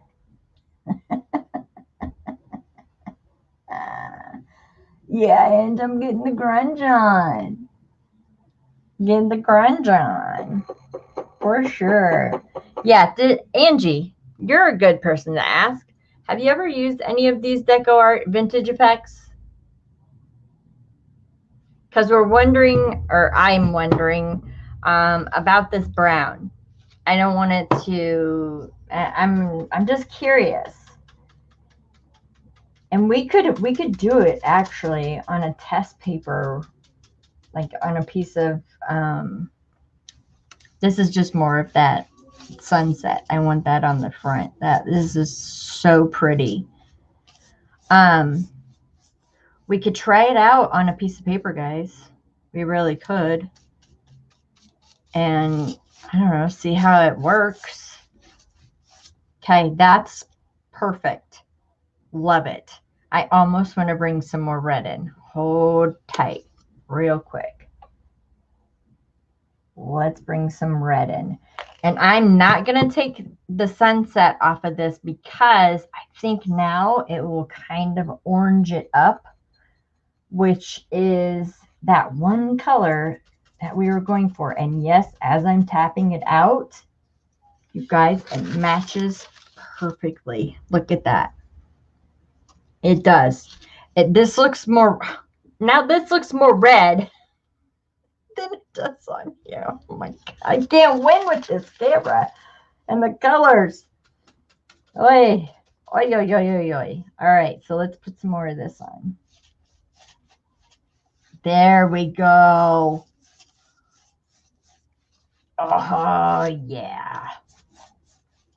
I wish I had every one of your phone numbers. I would text you a picture right now so you could see it up close. I'll post pictures in my group. Don't worry. Okay. Oh, did Angie say she used that or not? Test it first and no, you have not. That looks so good. Very nice. Thanks, B. It was good seeing ya. I haven't seen you in so long. Miss you, girl. I know you're busy. If y'all haven't subscribed to Carly Frizzell, she's a busy bee, let me tell you. Live to Learn Dana as well, and Lisa Jameson. All of them. Excellent. Excellent. Okay, that I'm done. Stop. Put down the brush. That looks amazing. There's pops of the golden coming through. That red is coming through. It is absolutely and totally, we went with the distressed, right?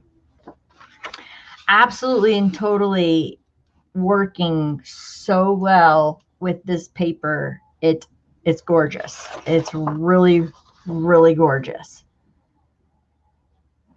You guys are awesome. Okay, so I still have some burnt sienna that's in the dish. However, let's try.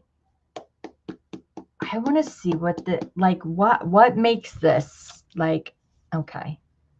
Okay, create custom. It says pickled. Really? Okay. Create custom pickled wash and other faux finishes from home decor projects. For home decor. Shake well, apply with brush, sponge, or rag.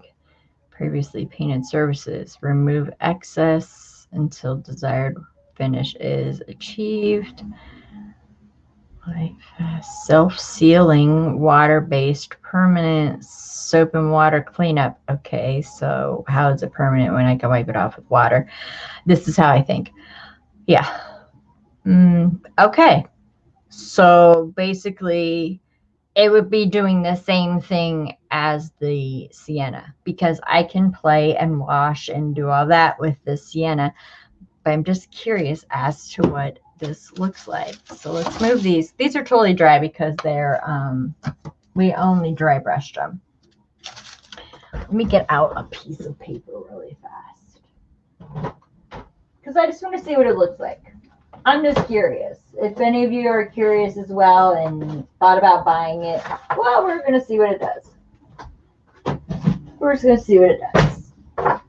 I just got a scrap piece. That's 120 cardstock. And we're just going to see what it does. Let's put some paint down.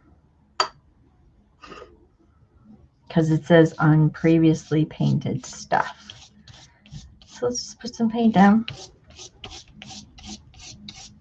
And this is just some of our, this is chalk paint. And it didn't say anything about not using it on chalk paint.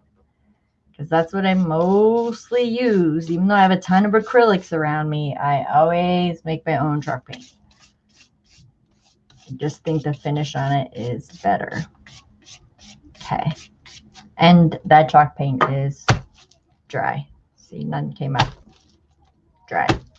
Dry. That's what I love about chalk paint.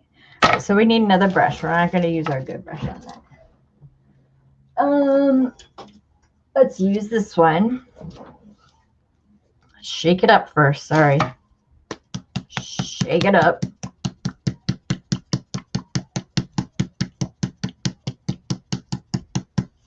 And custom pickled, washed, and other faux finishes on home decor.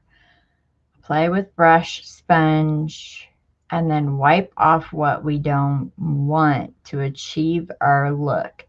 I'm just going to dry brush it on because wiping it off of paper would be kind of, I don't know. I don't think it would work. So I'm just going to put a little bit down here. That's really brown.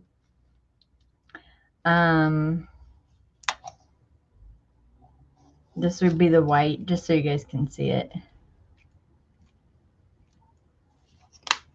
No, shake it up, Michelle. It has some kind of, it must have some kind of like a lacquer or something in it because this is white, juicy stuff. Or I just didn't shake it first. I should have shook it first. I wonder if it says self-sealing, so I wonder if that's the sealer. So that's the white. And then this is the beige, which it looks pink to me. Nope, that's beige. Interesting. All right. Oh, I like the way it looks on that paper.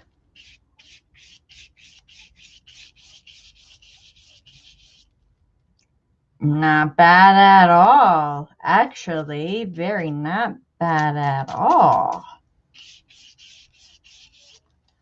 I quite like that. I quite like that a lot. Interesting, ladies. Let me put some on the corner here. And do the white. The white looks pearly to me. That's what I just did right down the center. It almost has a pearlish sheen. But it looks cool with the chalk paint because it almost looks like it's crackling. Digging it. And then the beige, which is brown and white basically. We can just flat brush it over. And there's the beige. Oh, I'm not mad at the beige either. Actually, I'm not mad at any of these products. Wow. Okay.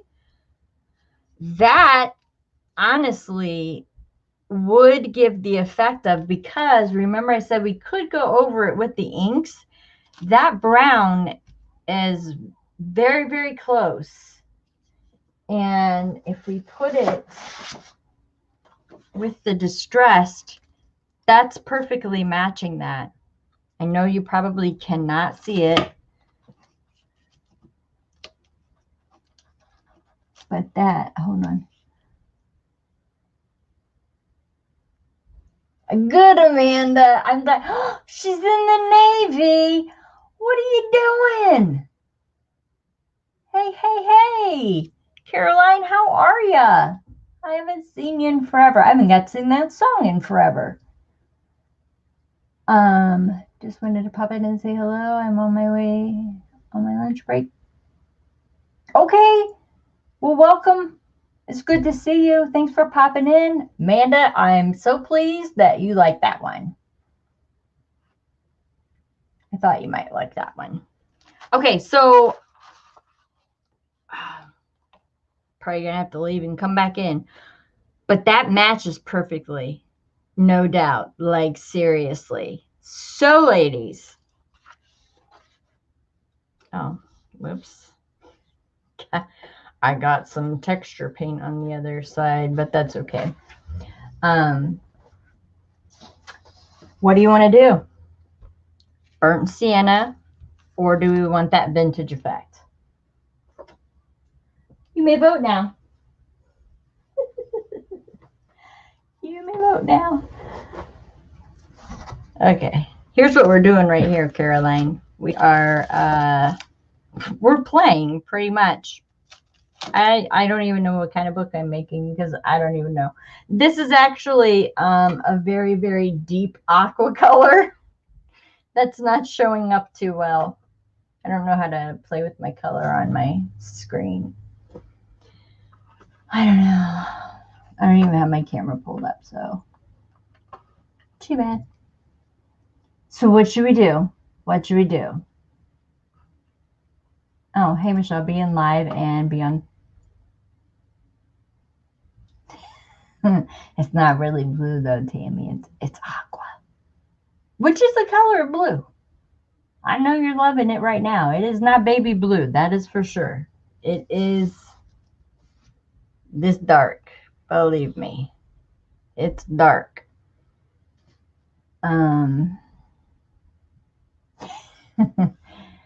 Thank you. All right, so what are we doing? We using the vintage? What are we doing? It's 23 people here. Somebody give me an answer. Anyone? Loved bringing in the golden sunset and the red flamingo. That was perfect. That just set it off for me. I believe that was Pam's idea. That was brilliant. I really, really like that a lot. It looks fantastic. Like, really fantastic. I love it. Oh, I forgot to do maybe a little on the inside here. Hold on. Oh, yay, it's still wet. Oh, yay, it's working. Yes. Okay. Get this one.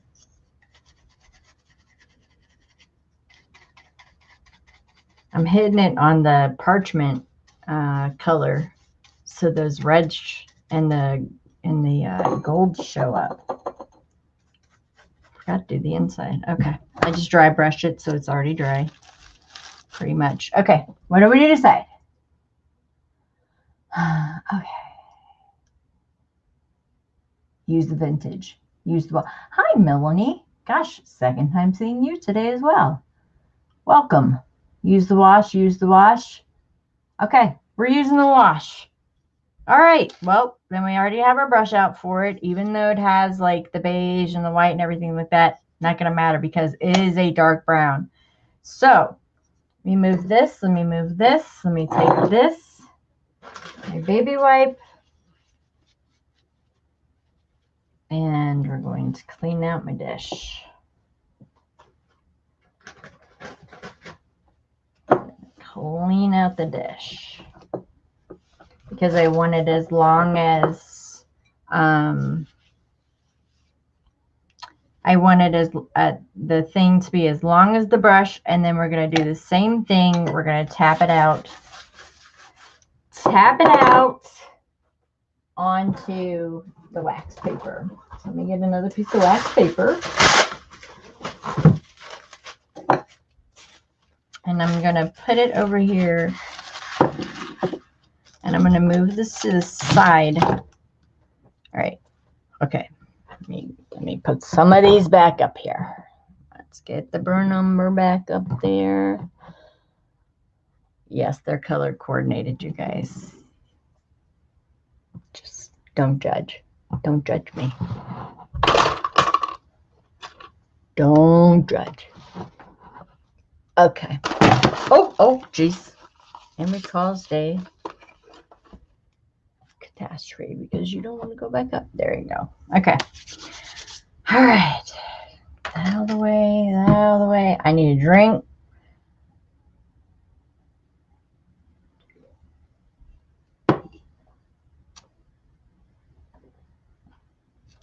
Right, Pam? I'm telling you, I love that suggestion. Thank you so much. I think it's perfect. Oh, yes, I know, Tammy. I did a journal like that so one day for somebody that was sunflowers and horses. All right, so we're going to use this wash, and this is Deco Art Vintage Effect Wash. And it did say that this could be wiped off. So I have a distressed wax, which is from, Walmart, the Waverly Distress Wax. I'm guessing because this has a self-sealer in it that this is basically kind of the same thing. Doesn't matter. I'm going to clear coat it as soon as I'm done, doing everything to it that I want to do to it. I'm not clear coating it today because I don't know what I'm putting on the front. And when I clear coat it, I like to put it on with all the finishing touches and what's going on the top of the book, whether it be like something that says journal or a metal tag. I don't know. Don't know. Or it's just so cool itself. I might not put anything on it, but you have to. I have to put some kind of rusty bit, something on it, It's me. I got to do something to it. All right, so can you guys see me? I moved this over so you could see me. There. So I'm going straight down on this brush, and then I'm patting it out on here. And you see that color is perfect. And then we're just going to, oh my, y'all run out and get some of this. Yes. Oh yeah, going a little heavy-handed on it. Oh. Whoa. See if I can pull up my camera. You guys gotta see this. I love this product. I'm highly, highly impressed with this product. Is the Brill here? I saw hi, Brill. Hold on. Oh my gosh, hold on. My Logitech just pulled up. I know it's gonna tell me camera not detected. But actually it is because it's on. Hold on. I can't see any of you right now. My big Logitech thing is in the way. Yeah. Camera not available. Yeah. Let's put this on. Big dummy. Let's see if we can come in just a tad. Of course we can. Because that would be nice of you, Logitech. Oh, but it'll let me turn on my autofocus. Okay, so if it lets me turn on my autofocus, let me put this puppy up here. You guys, can you see the reds, the yellows, the sunset, the parchment coming through, the burnt sienna here, and then the vintage effects? It's absolutely so flippin' cool. And it's aqua, not blue.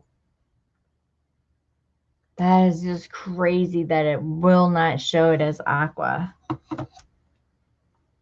All right, hold on.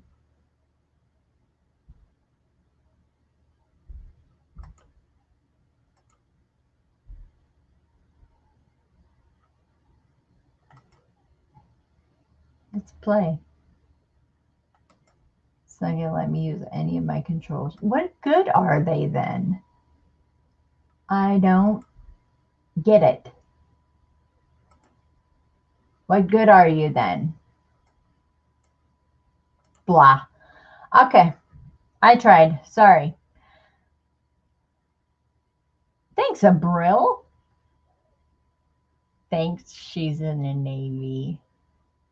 Man, I miss you, Caroline. Okay. So that is really, really cool. I really like that. This is the front. Yes. Hold on. Oh my gosh, you guys, I can't see my letter. I can't see my letter. Yeah, this has got to be the front because here's the blank spot that we left. All right, so this is the front. Here's the back. I love that. I am really, really loving that. However, I'm going to play around some more. I just want to add a little flamingo after this. Okay, so here we go on the back.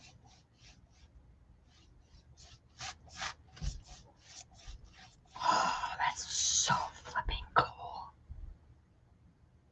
It's like magic right before your eyes. I'm loving it. Need some of this. Just on the front, a little more. It kind of swiped it away. The yellow's still there. I just want to add a little more. Yeah, of the red. That's done. Love it. What, you guys are amazing. I love it. It's so super cool. So super cool. Wow. All right, cool. So let's attach a spine. I've never done this live. I don't believe I have taught you guys or shown you guys how I attach my spines. This one's going to be different because I will show you why.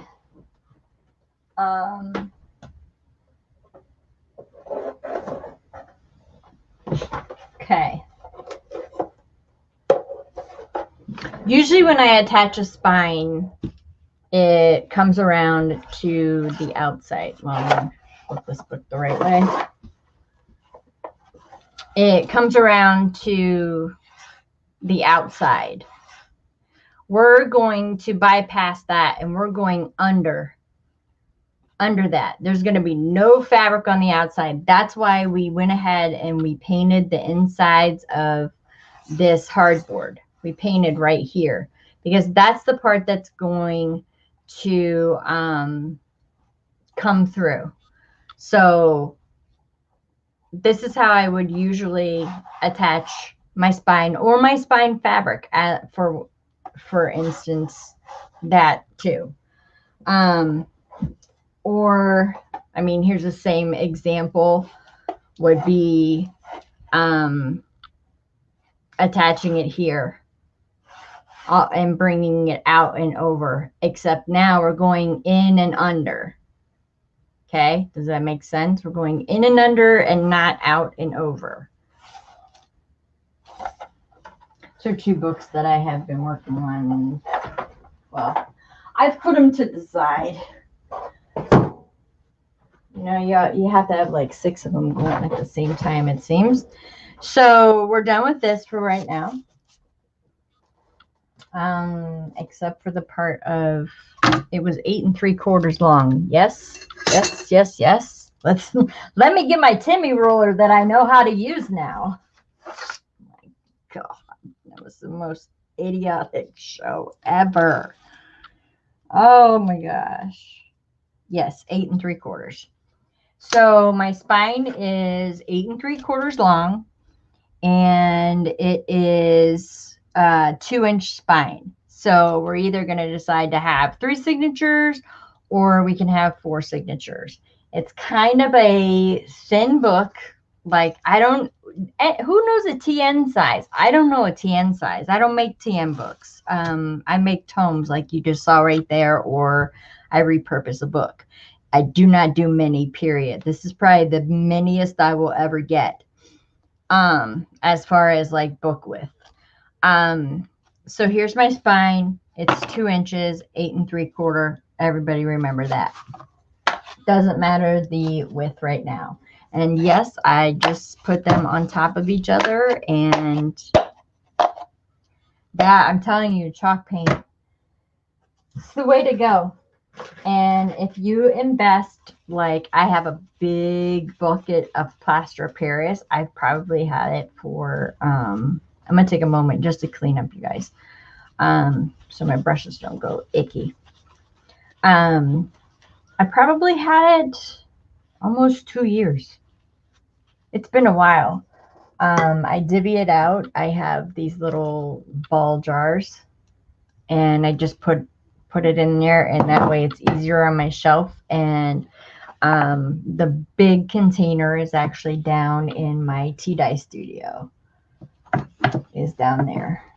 That's where I keep like all my bulky extra supplies, and then when I need more, I just go down and fill it up.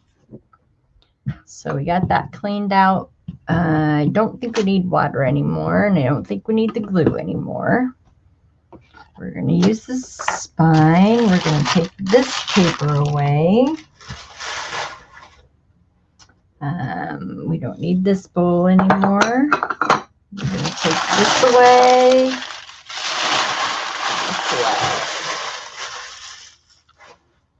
We're going to pull this down. My desk is horribly messy. Like this, I need to repaint it so bad. I don't have a cover on it today. Usually I do. But you can see like it's covered in Fabri-Tac like crazy. It's got holes from punching signatures. It's a flipping mess, this desk. But it's, ooh, that's a nice pretty red streak down the side there. All right, so 8 3/4. And we're going inside instead of outside. I don't want anything covering this book. I just have a piece of, this is just coffee dyed. Yes, I smelled it. It's coffee dyed.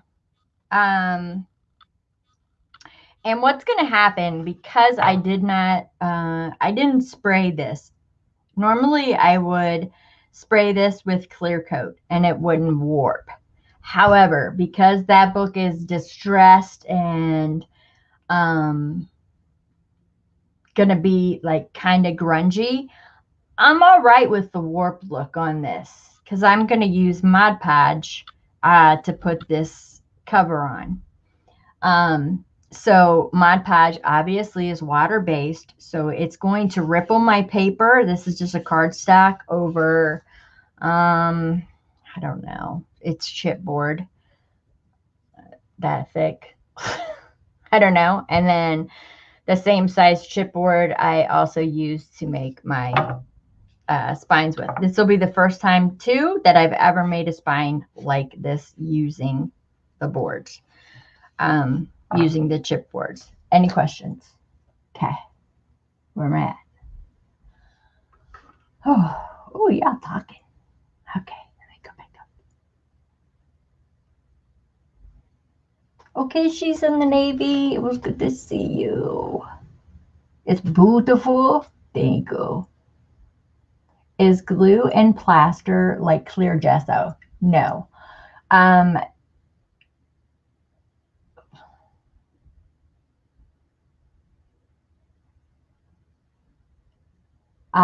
have a playlist, Pam. If you want to go under my videos, I think it's called Make It with Michelle, which is, I was like, oh my gosh, that sounds like total porn, but it's not. It's Make It with Michelle, and it's everything that you can do and use household items to make your gesso. I believe gesso, I don't use a clear gesso. I always use white. Is baby powder, water, and white acrylic paint. That's how I make my gesso.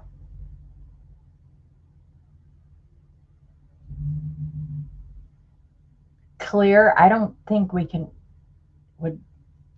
Angie, that's your favorite color. She make clear. Oh my goodness.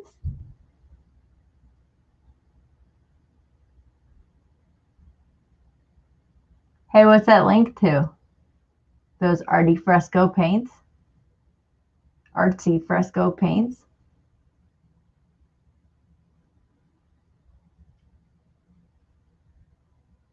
Oh, yeah.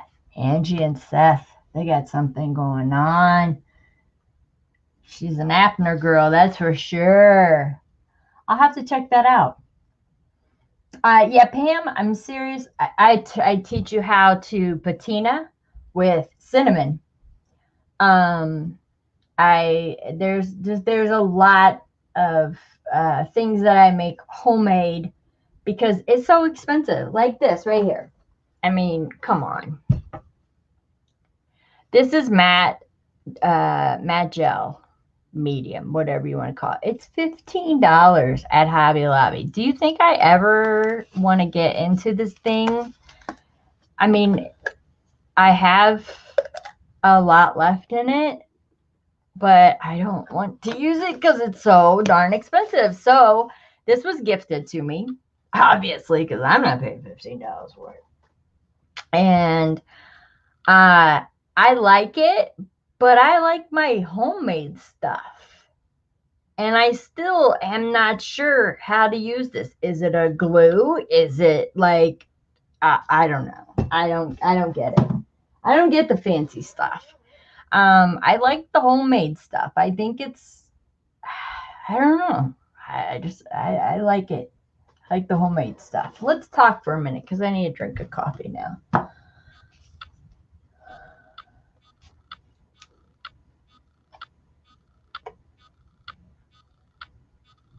Cool, Ange. That's fine. Glue does dry clear, yes, but the baby powder probably will not.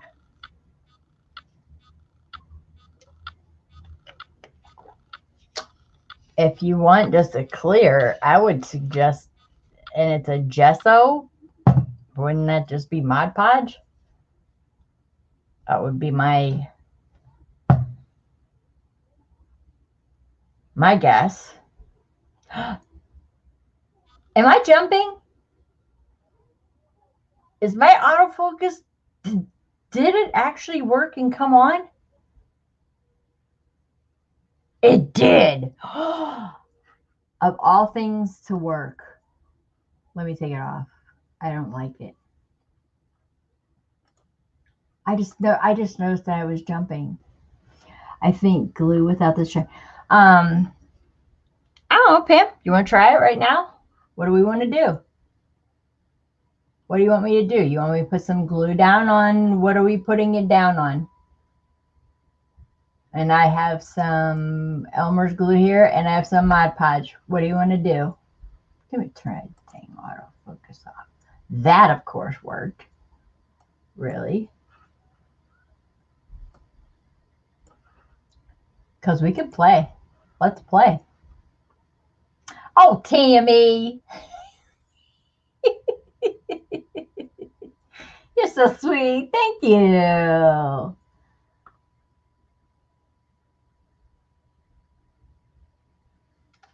I think they used marble dust and clear gesso.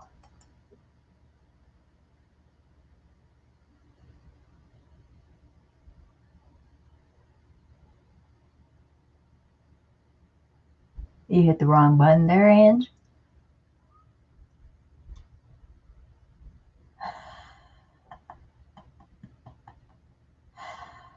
Oh my gosh. She just... Pam is going to be mad after those 300 seconds. No, I was just kidding.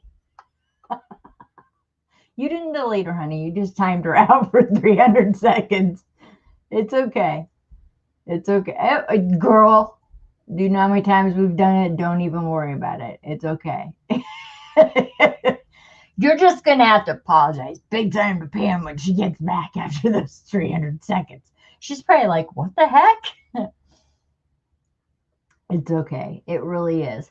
So, okay, you guys, let's help her. Oh, God, look how the message.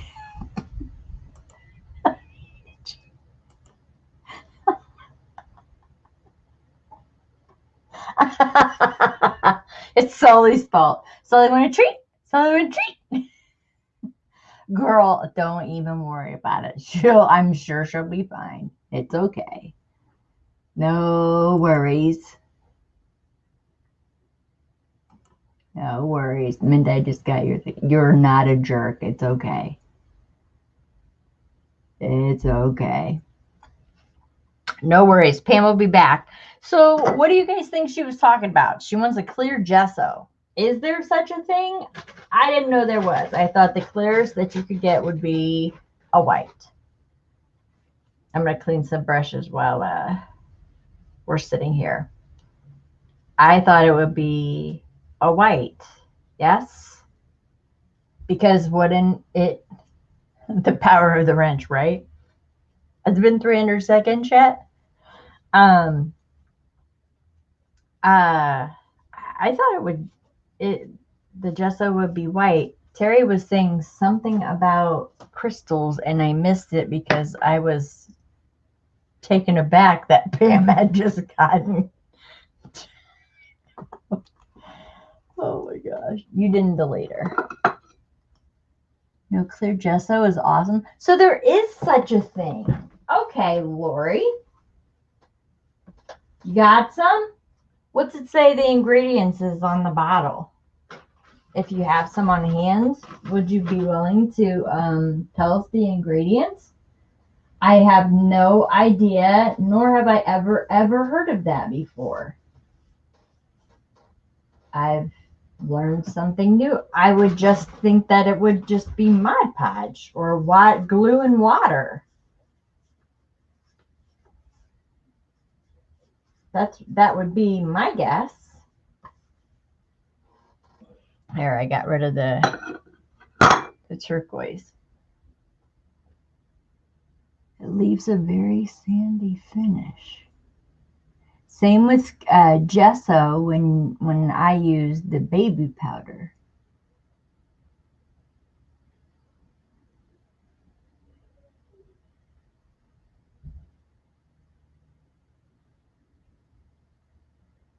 Yeah, thank goodness you don't have that Power Inch to end the live. It's okay. It leaves a sandy finish. Hang in there, Pam. You're almost coming back. I looked it up. Cornstarch, PVA, and water. But Terry, wouldn't the cornstarch leave like a residue? Because I've got some cornstarch baby powder, and I have PVA, and I have water. We can make some right now.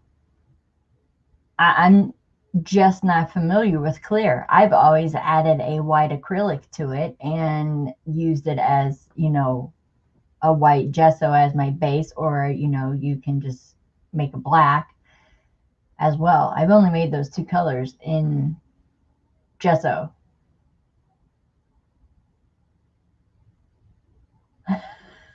The get out of jail card is coming. It's okay, Pam. We're figuring out your question. We'll have your answer as soon as you get back in from jail, from YouTube jail. I'll give you a wrench and then you can time out Angie. Oh my gosh. It leaves a smooth grit. Okay, I'm trying it right now. I'm getting it. Hold on. Everybody hang tight. Hold on. I gotta try this, Terry. You've got me curious. Lori, you've got me curious. Where's the dang baby powder? Okay.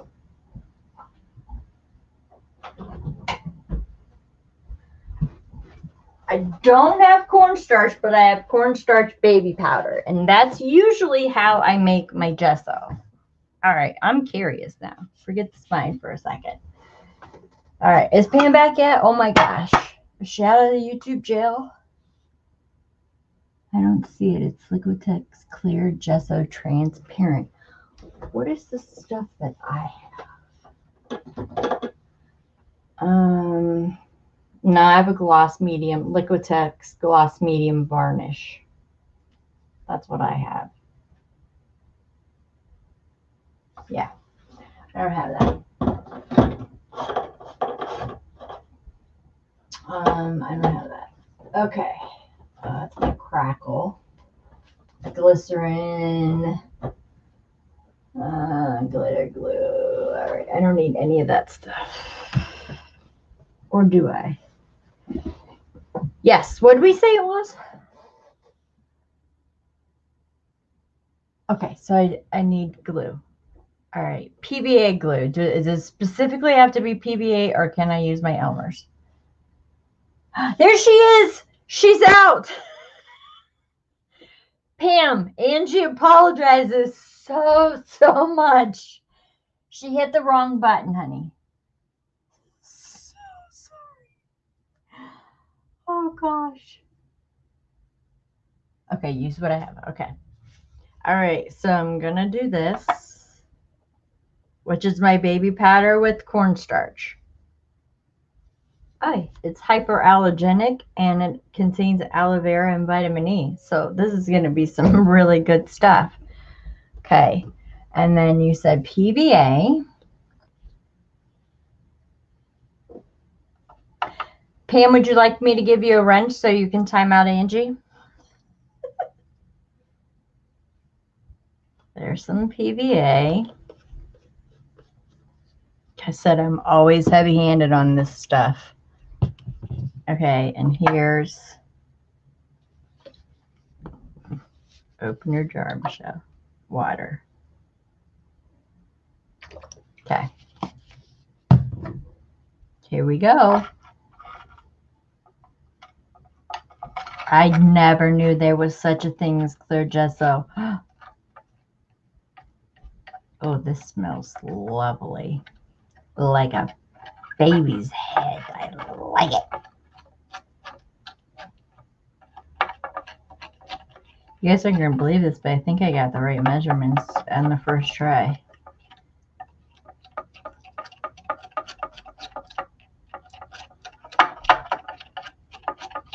How thick is it supposed to be? Is it supposed to be like pancake batter or a little bit thinner? Because right now I'm pretty thin.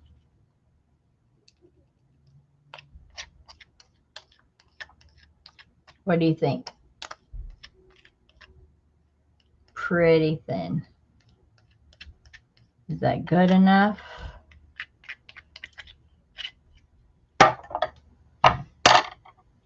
Oh, oops.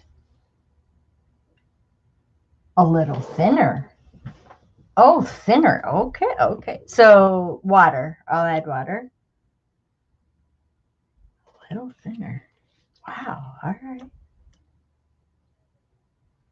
Add water. Okay, just add a little bit more water. So it's like a water consistency.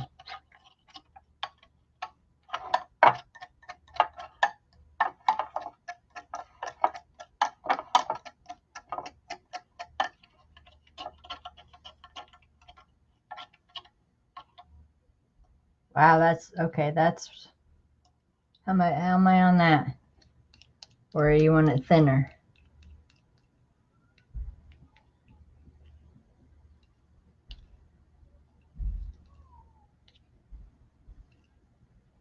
Like it just falls right off of there.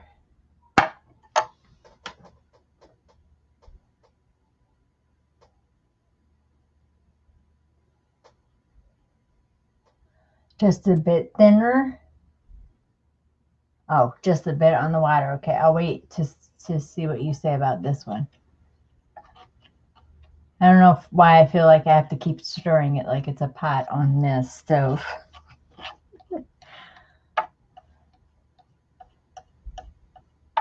It's pretty thin.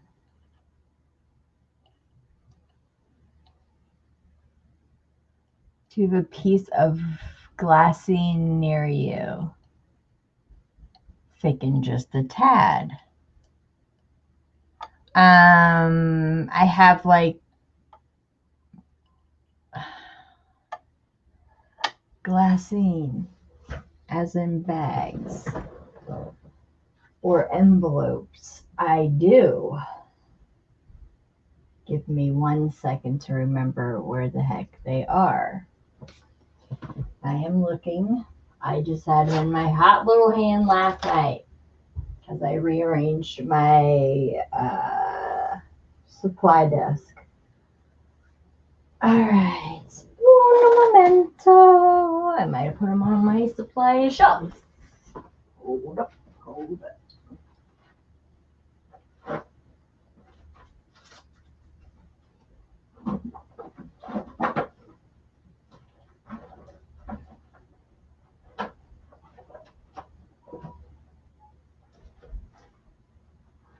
I know I have glassy envelopes.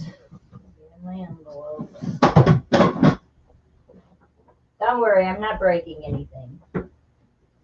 Everything's in its place. Where's my glassy envelopes at? Oh, for Pete's sake.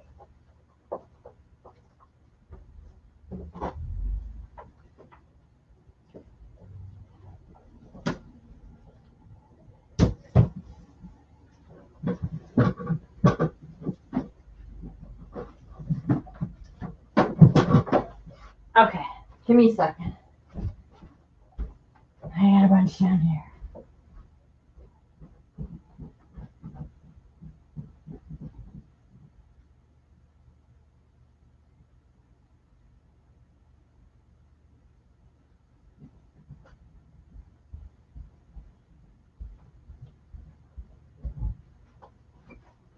All right, I am back. I'm glassy.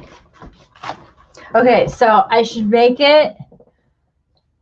These are all my stamps. It's no big deal. So I should make it a little. I have wax paper. Oh, I just ran up and down the stairs. Try it on parchment. Oh, wait a minute. Hold up. Hold up.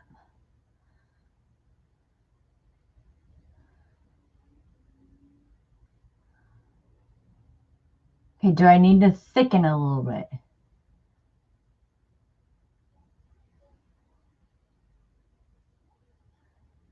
Try it first. Try it on that first. Parchment or wax paper. Ooh, piece of book page. Okay, I have all those. Bye, Ange. Okay, book pages. What's in front of me? Anything? I don't know. All right, book pages.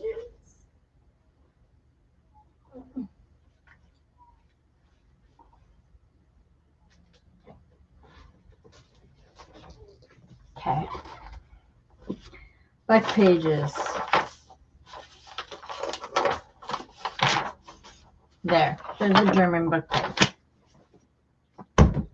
It doesn't matter the year because it's an old book, but it'll still work, yes? Okay, do I paint it on with a paintbrush then, right? Let me wash this off. Paint it on with paintbrush?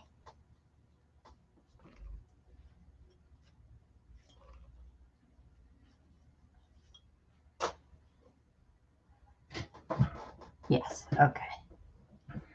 Paintbrush.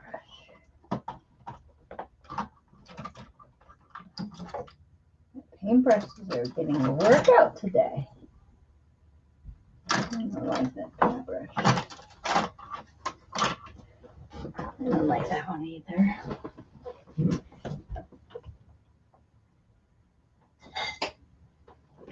Okay. What is the purpose of this? May I ask? Like, what do you guys use it for?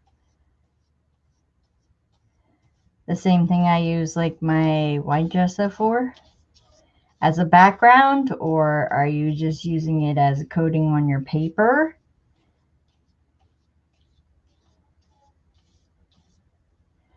I got a piece of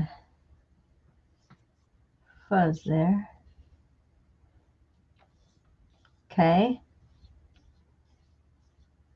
It is on. Okay, I only did it in that little corner there. Should I use my heating tool? It makes mixed media paper. Shut the front door. Terry, that is so cool. So I could paint like a bunch of these, put them in my journal or whatever I'm making, my journals, whatever, and it would be mixed media paper. I'm curious to feel it after it's dry. It's almost there.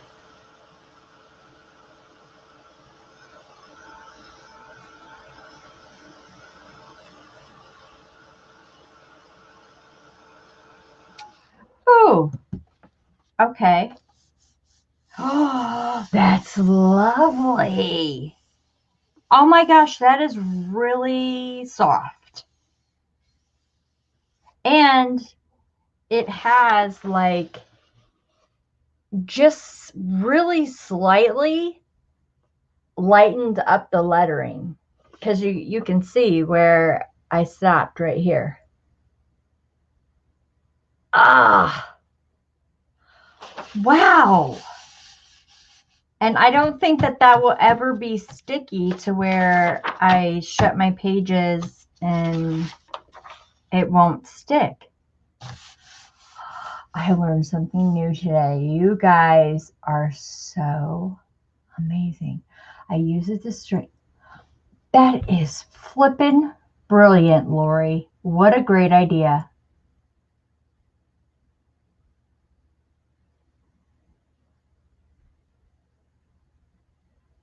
Yeah.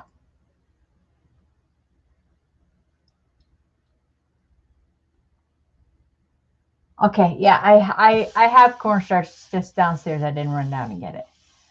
But that's the big. So if I use cornstarch, then it'll be totally clear. This feels so soft. And that's such a great idea because especially like we use, hold on, like we use such old papers, Lori. You're so correct in this. Like this. This thing's about to fall apart. I love it because I just use the tape out of it. But let me get a piece of paper. Yeah, this thing is going to fall apart. Like right here. Okay. I mean, it is like brittle as all get out. I like it because it has the cool tape and I use the tape. This is fun. I have learned so much.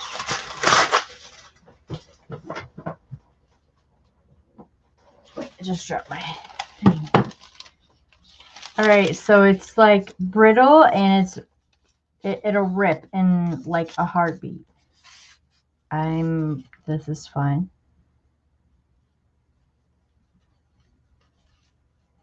Put down my edges first, and then I'm going to stop rolling. They can't see what I'm doing. So if I just edge it, we're just going to edge it for right now.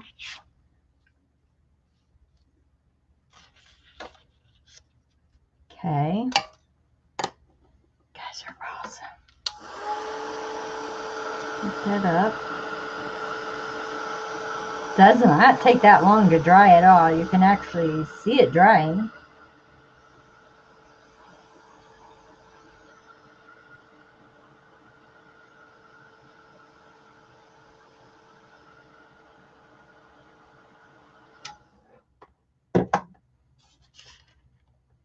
Stop.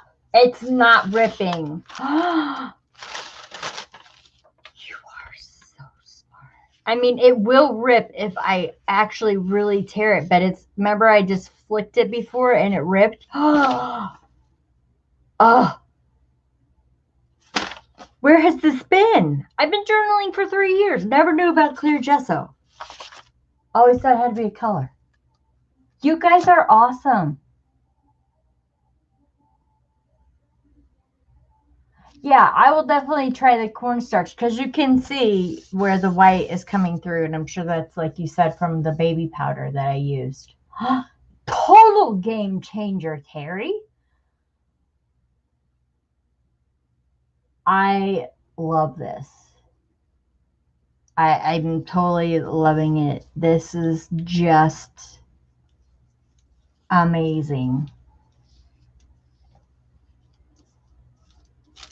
And then I could just shut that little hole right back up. Oh, game changer. Totally impressed. Pam, once again, thanks for asking the question, because I just learned something I did not know. I don't know lots of things, but that was amazing. Never knew about clear gesso. And so, okay, you said put it. What about the glassine? Like, here, I'll keep my stamps in here. Which this one seems to be stuck to the back of the glassine. Yeah, whatever. I just got these the other day. Yeah, I could see why they were sticking to the back. All right, that's all right. We'll just rip off the front of one.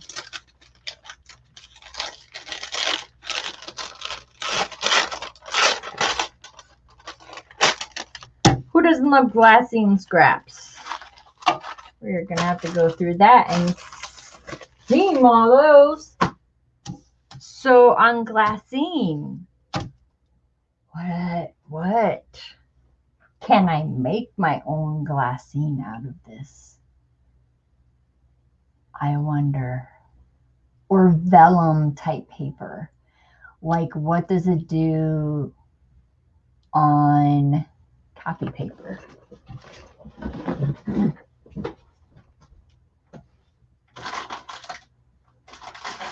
I'm trying everything. And I have a piece of my tea dyed paper too.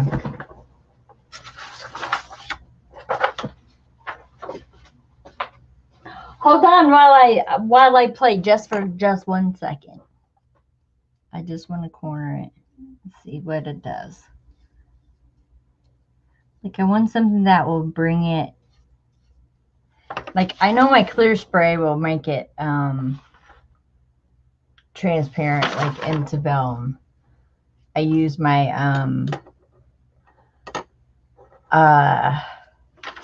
clear coat. Hold on.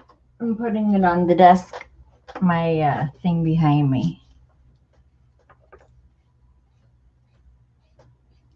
And mine's probably not going to look right because I have the baby powder.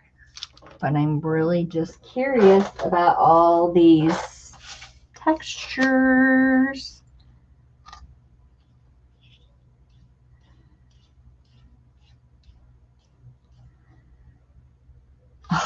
Okay. Thank you. Thank you very much. I totally appreciate that. That was very cool. I will use it with cornstarch.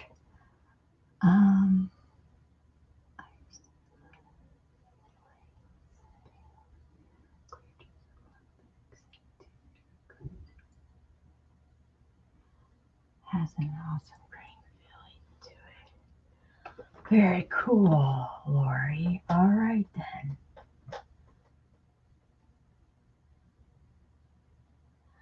And I noticed that, Pam, when I put it on and dried it on those papers, that it wasn't sticky. Like, you know how sometimes if you Mod Podge, those pages stick together. This was not sticky at all, nor do I think that it would become sticky. That was a really great tutorial for me. Thank you guys very much. Thank you, ladies. I really like that. That was really great. Thank you. I totally appreciate it. Okay. Now it's just boring. Do you guys want to see me put on a spine or not? Or because that was like climactic for me. That was awesome. That was like, ta-da! End of show. There you go. That was amazing. These are amazing. I never knew that that product existed. I'm just in awe of you. You guys are so inspiring. Let me tell you. That was cool. Very, very cool. Very, very cool. Man.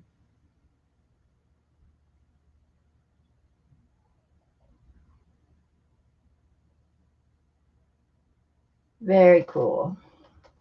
All right.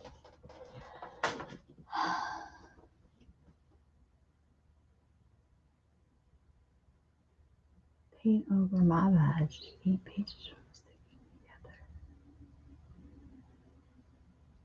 Yeah. Yep. Could do that too. Terry, yep. I've done that before, yes.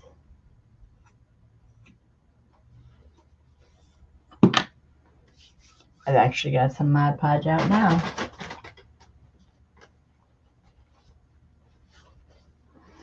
All right, I'm going to put the spine on this bad boy, and then that'll be it. And I'll come back and work on it with you another day. So let's put the spine on here. All right. I am using Mod Podge, and I know Mod Podge is water-based. Why am I not using Fabri-Tac? Because Fabri-Tac is going to, you can use Fabri-Tac if you want, and you can use a heavier cloth so your Fabri-Tac doesn't come through and your boards don't warp. And if you want it perfect, or if you're using leather or whatever, I'm going to use Mod Podge because I'm using a very thin cotton. It's kind of a light weave fabric, and it's going to dry clear. So that's why I'm using that. Okay. It's just that simple. Just that simple. I told you it was 8 1/4. 8 1/4.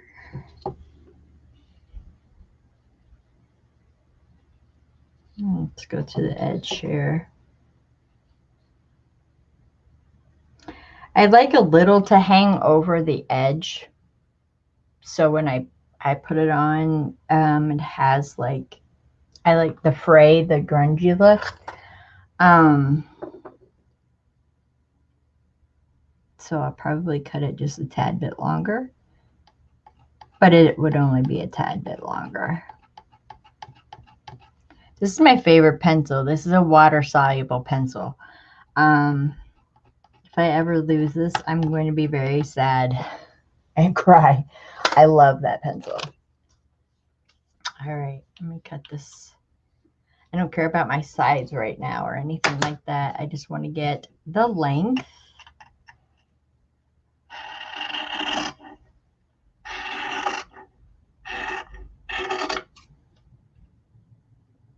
On the inside, I can use Fabri-Tac. It's fine because it will be hidden with, my covers were 4 inches.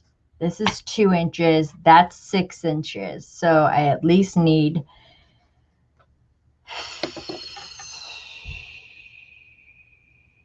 all right. We're just going to straighten up the edges of this.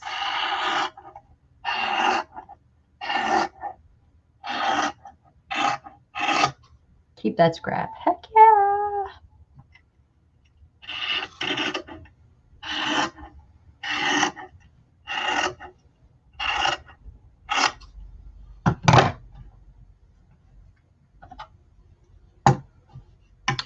Didn't straighten that very well.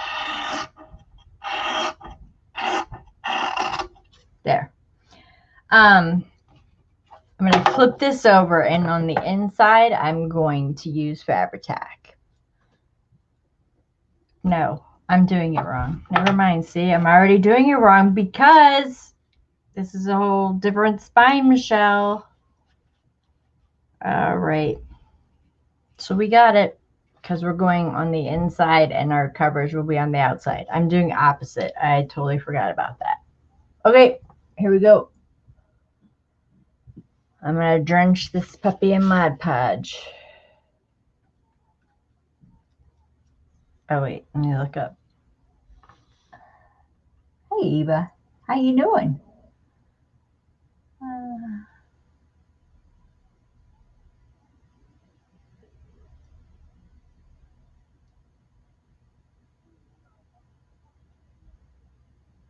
We all need a spine.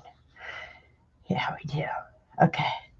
I was just seeing if anybody had any questions before I started. All right. So I'm going to give this a really healthy coat of Mod Podge. And like I said, it's water-based, so it's going to warp my board, and I don't care. On this particular thing, I don't care because we're distressing this. We're grungy. You guys called for grungy. I'm going to give you the grunge. Because that's one of my favorite things to do. Our inking's going to be heavy on it, everything.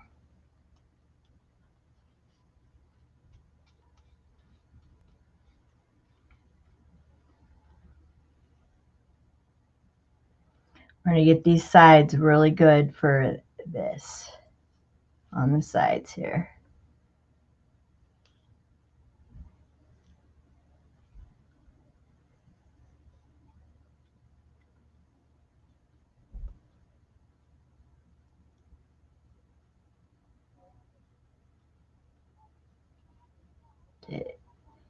Down in there good, but not too much. Don't let it pool, because if it pools, then you will see it through the cloth. All right, I think that's nice. It's even. It's starting to get tacky, so my fabric will stick down very well. Let's move that there. You guys, my pet peeve is glue on my hands. I cannot have glue on my hands. It drives me crazy. Oh my goodness. It drives me so crazy. Like if I have Fabri-Tac on my hands, I will go outside and on my back step, like coming into my house, is the ledge, like the step, and I will rub my hands across it to get the Fabri-Tac off because I just don't like it. We're going to start with our ridges first. And I'm just using my fingernail. Just using my fingernail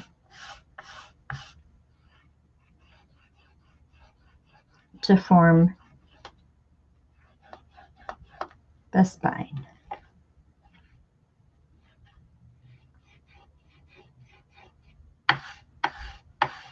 Pull it down. So I like using cotton. It's a nice, gives you a little stretch. It's okay.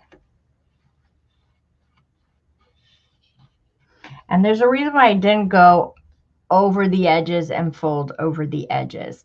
All this is going to be hidden anyways. I'm going to put a headband here.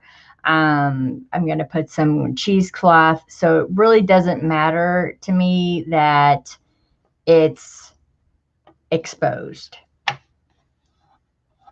So you can even take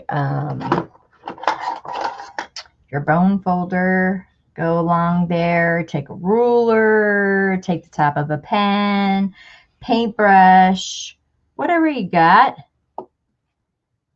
and just make sure those creases. It's all about the creases on there. All about the creases. And that'll be good. See? I'll hold it up a bit so you guys can see the creasing in there. Or this way. I don't know. All right. So that's the creasing.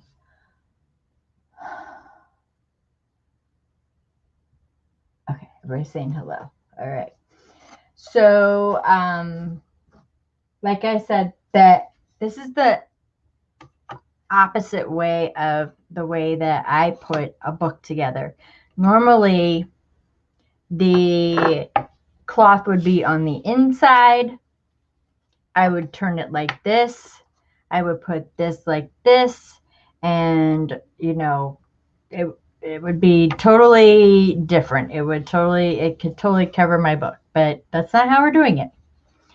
We're doing it opposite, because we're going to show the outside of the book. The best way to measure your book and where to place your book is to put your board down like that and make a guideline with pencil. And this part you can use fabric tack on, and I highly recommend it because it will keep it on your book. So we're going to do this to the other side. You get right next up to the spine right there. Snug as a bug. I think the book board is probably about, I mean, it's like 1/8 of an inch. It's not that much. Just enough that's going to give you enough to, there, I try to make that one a little bit darker so you can see where I have that line right there. So for this, you can go ahead and use your fabric tack because this will be hidden. This was our front. This is our rounded edge. So it's going to go right up against there. This one is our back. There's the rounded edge. So that's our back. It's going to go right against there. So our book is going to look like that. I wish you guys could see how vibrant this is. It's really vibrant. And the coffee dyed cloth goes really, really good with it. But we're going to distress the heck out of that. We're going to put some labels on it. We're going to do all kinds of things to this book. All right. So I'm going to go right up against that edge of the guideline. And I'm going to hit the corners really well.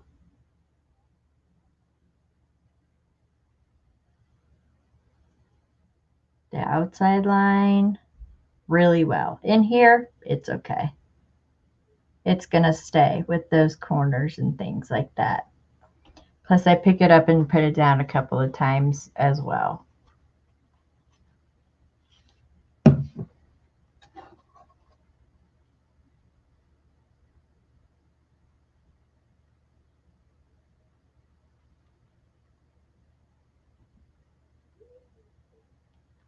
Try to get no extra past your line. And we're just going to set it right there. We're going to make sure we get it really nice and snug on there. I'll flip it over in just 1 second. I want to get the other side down. And I like, because this is already fraying and this is already, you know, coming apart. It's really not coming apart. Oh, I wish you were too, Veronica. How are you, hon? I haven't seen you in forever. You can watch the replay, sweetie. I'll leave it up. And you're just going to find all kinds of things that we learned today.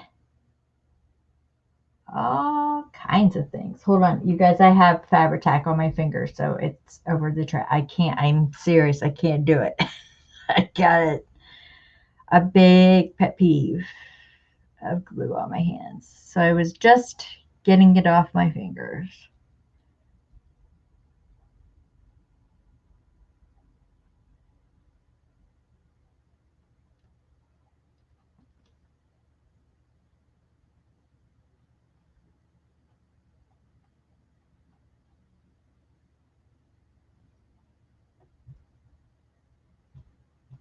You could do it the way Nick the Booksmith teaches it as well. I think she has like a 1/8 of an inch piece of paper that she puts down. I think I saw in some of her tutorials.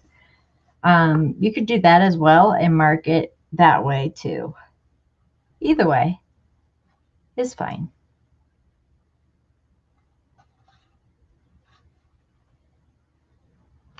I just stand up for this because I need to make sure that the book is even.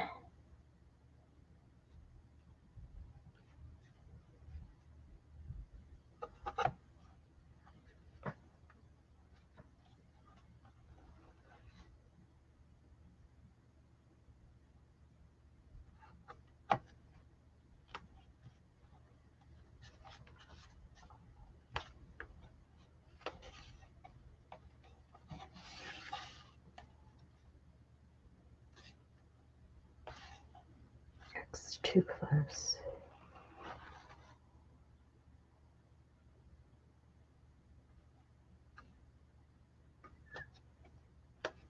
There we go. Sorry, I'm going to whisper because my mouth is right by the camera. My webcam's right there. Don't want to creep you out.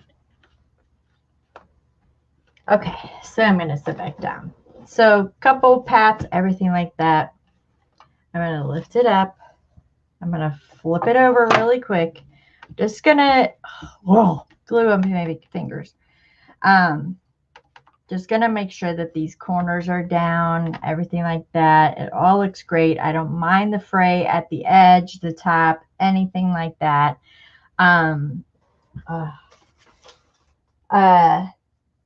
The inside covers that we use are going to cover that fabric. And even if they don't, I can shred it, I can pick it up, I can cut it. It's no big deal. You can cut in on an angle if you want and put it like that. It doesn't matter. There's no wrong way of doing it, but it's going to be covered up anyways. Look how good the colors are. Oh my gosh, you guys did outstanding on this. I'm telling you. So that's what's gonna happen with that. We're just gonna run my bone folder right down the edges here, and I'm just gonna leave this here to dry, which is fine. I hope you'll come back and join me, and we can finish working on this little cutie. It's so cute. Did anyone tell me a TN measurement yet? I have no idea what it is. Hi, Francis. How are you? I have no idea. But I just know that, let's see. Is this a blank piece of paper? Hey, yeah, it is. So, I mean, that's going to be, that's too big. And folding them this way is going to be the right size this way. However, got cut off.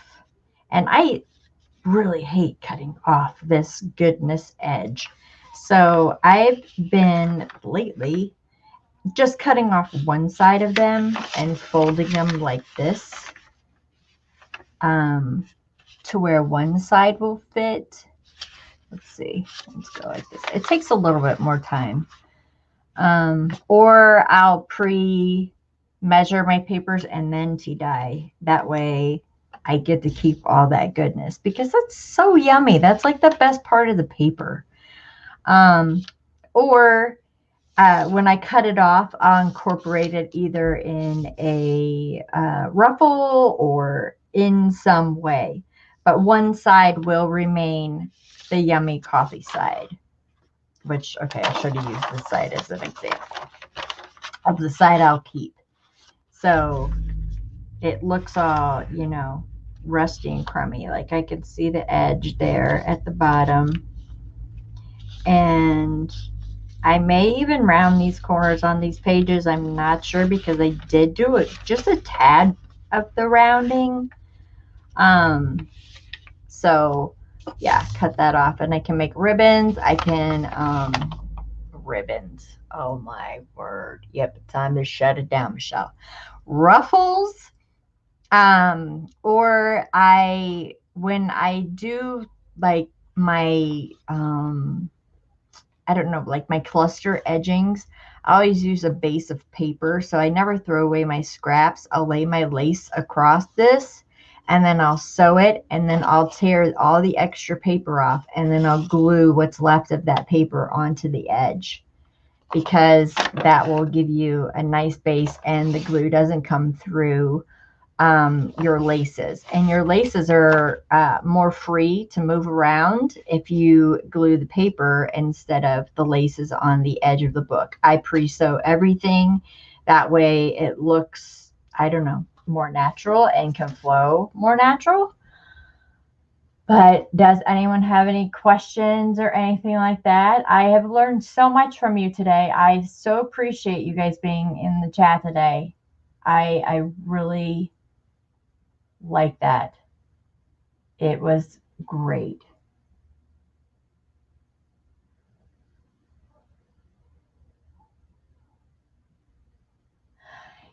Yeah, right, Tammy. But like the ink, though, you're going to go through a heck of a lot of ink if you say you've got a 5 signature book and you're re-inking all those pages. That's why lately I've the journals that I'm doing, I have been pre-measuring, and if they're smaller than the, say this, if they're smaller than this, then I need, oh, I know what this is. This is a legal size paper. That's why there's no edge on this. If they're smaller than, say, the 8x11, then I pre-cut them and then I dye them so I don't have to cut off that yummy crispy edge. I like that yummy crispy edge. What am I using for the cover? It is tempered hardboard. Right there. Tempered hardboard. You can get it at Home Depot. They cut it for me there. I love them in there. They're so nice. And then, Francis, we textured it. We painted it. We sandpapered it. Then we added some really cool colors that Pam said. And then we used this new stuff called Vintage Effect wash over it, because we decided if we wanted to go shabby or grungy, and everybody just picked grungy, and we decided that we're going to use this distressed paper from Dots Inspiration on Etsy. This is going to be our base paper. There's ephemera for it, so we'll use the distressed one of this, and then there's a non-distressed, but we're going to use the distressed. We pulled all of our colors from the distressed. I don't know if I really like that. I like this one better because it has more color. I don't know if I really like the plain, but I definitely love that. That's really cool for the distress, because that was, Pam told us to pull from the flowers, which was really cool. We used the golden sunset and a red flamingo, which turned out fabulous. And this cover is not baby blue. It is actually aqua and matches these papers. It just is not showing up very well. I'll have to play with my camera a little bit and see if I can tweak the color to see if it will show up a little bit better. Let me turn off a couple of the filming lights. It just looks dark. It just looks dark in here now. Yeah, so that's what we'll be doing. I will I'll try and come on again probably tomorrow. I don't have anything planned, and we'll see. we'll see where it goes and how it goes. I'll go through these papers tonight, ladies, and I'll pick out some of the ephemera and stuff that we can use. Like, because this stuff right here, even though it's the distress stuff, that's fussy cutting to me. I don't do that. I'm not very good at cutting oval either, but I think that if I use them in a different way, such as cut the oval, cut it in half, flip it upside down, and make it a pocket that way, that would work for me. This is a really cool tab. I can see a tab like right here. I can see a tab right here. A tab here as well. I mean, there's a lot of things that we can do and experiment with. I think it's going to be great. Oh.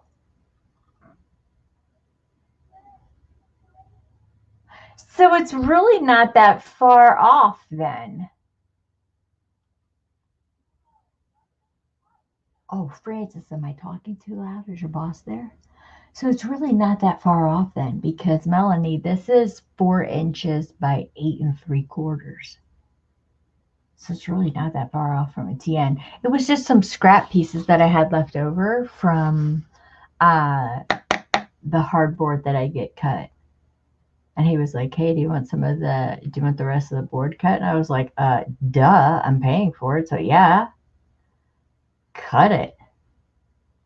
So yeah, okay, thanks. And thanks, Dana, for the... Thanks, Stanley. I appreciate you coming. I appreciate all of you coming. It was very, very fun. I hope that you are liking that I'm coming on a little bit more than usual, or that I have been from the past. Look for some really, really great things coming. I just can't say anything because I'm the secret keeper. But anyways, look for great things coming. I appreciate you all, and thank you for coming. And thank you for your input, and thank you for teaching me how to make clear gesso. Who knew? I'm getting my cornstarch out. I love that for the edges. The edging, you got me at the edging. I absolutely loved it. I appreciate you all. Thank you so, so much. And thank you to all my new subbies who's come over, or my new crafty friends. It has been a heck of a ride this last week, and all these new messages. And if you haven't joined my Facebook page, please do. It is a growing page. We almost got 100 in there. It's getting close. I posted some videos the other day of some art restoration and how to make tapestry. Did anyone watch that video? Do you know a tapestry takes like 1.5 years to make? I mean, our tapestry, like we used for carpetbaggers and stuff, that's made by a machine. But these ladies sit in these chairs for 1.5 years. It's in Paris. And I thought, if I ever go to Paris, forget the Eiffel Tower. I'm going to go see the tapestry place. It's amazing. Anyways, it's on my page. And don't forget about the Sherry Mitchell collaboration that I did with her with the Mega Bundle.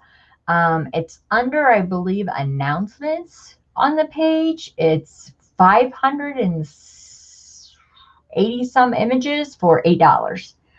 So it was, yeah, Peggy, did you watch it? And that girl was like 19 years old. And I thought, wow. I mean, it was cool. And the way that they filmed it, you could tell like you probably tour the place. Like, I don't even want to see the Eiffel Tower now. I just want to go to this tapestry place. And the way that they look through the little weave to see the picture in the background, oh, it's an awesome video. It's like 15 minutes. Anyways, I hope you all go over there and join. And please share your art. I absolutely love it. Please share whatever you have going on. Is no problem at all. I put the Craft D-Stash page. If you have anything to sell, I think that's what I have right here. I think that's the link I still have. That's the craft de-stash page. Please no RVs or trailers. Those aren't allowed. But if you have an Etsy store, if you have a journal to sell, if you're selling ephemera, if you're selling pockets, whatever you're selling, lace, doesn't matter. It's a great place to de-stash. There's a lot of ladies over there. Ask Terry, she's on it.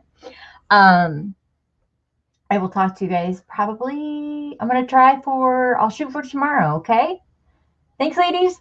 Have a great day and take care. Bye.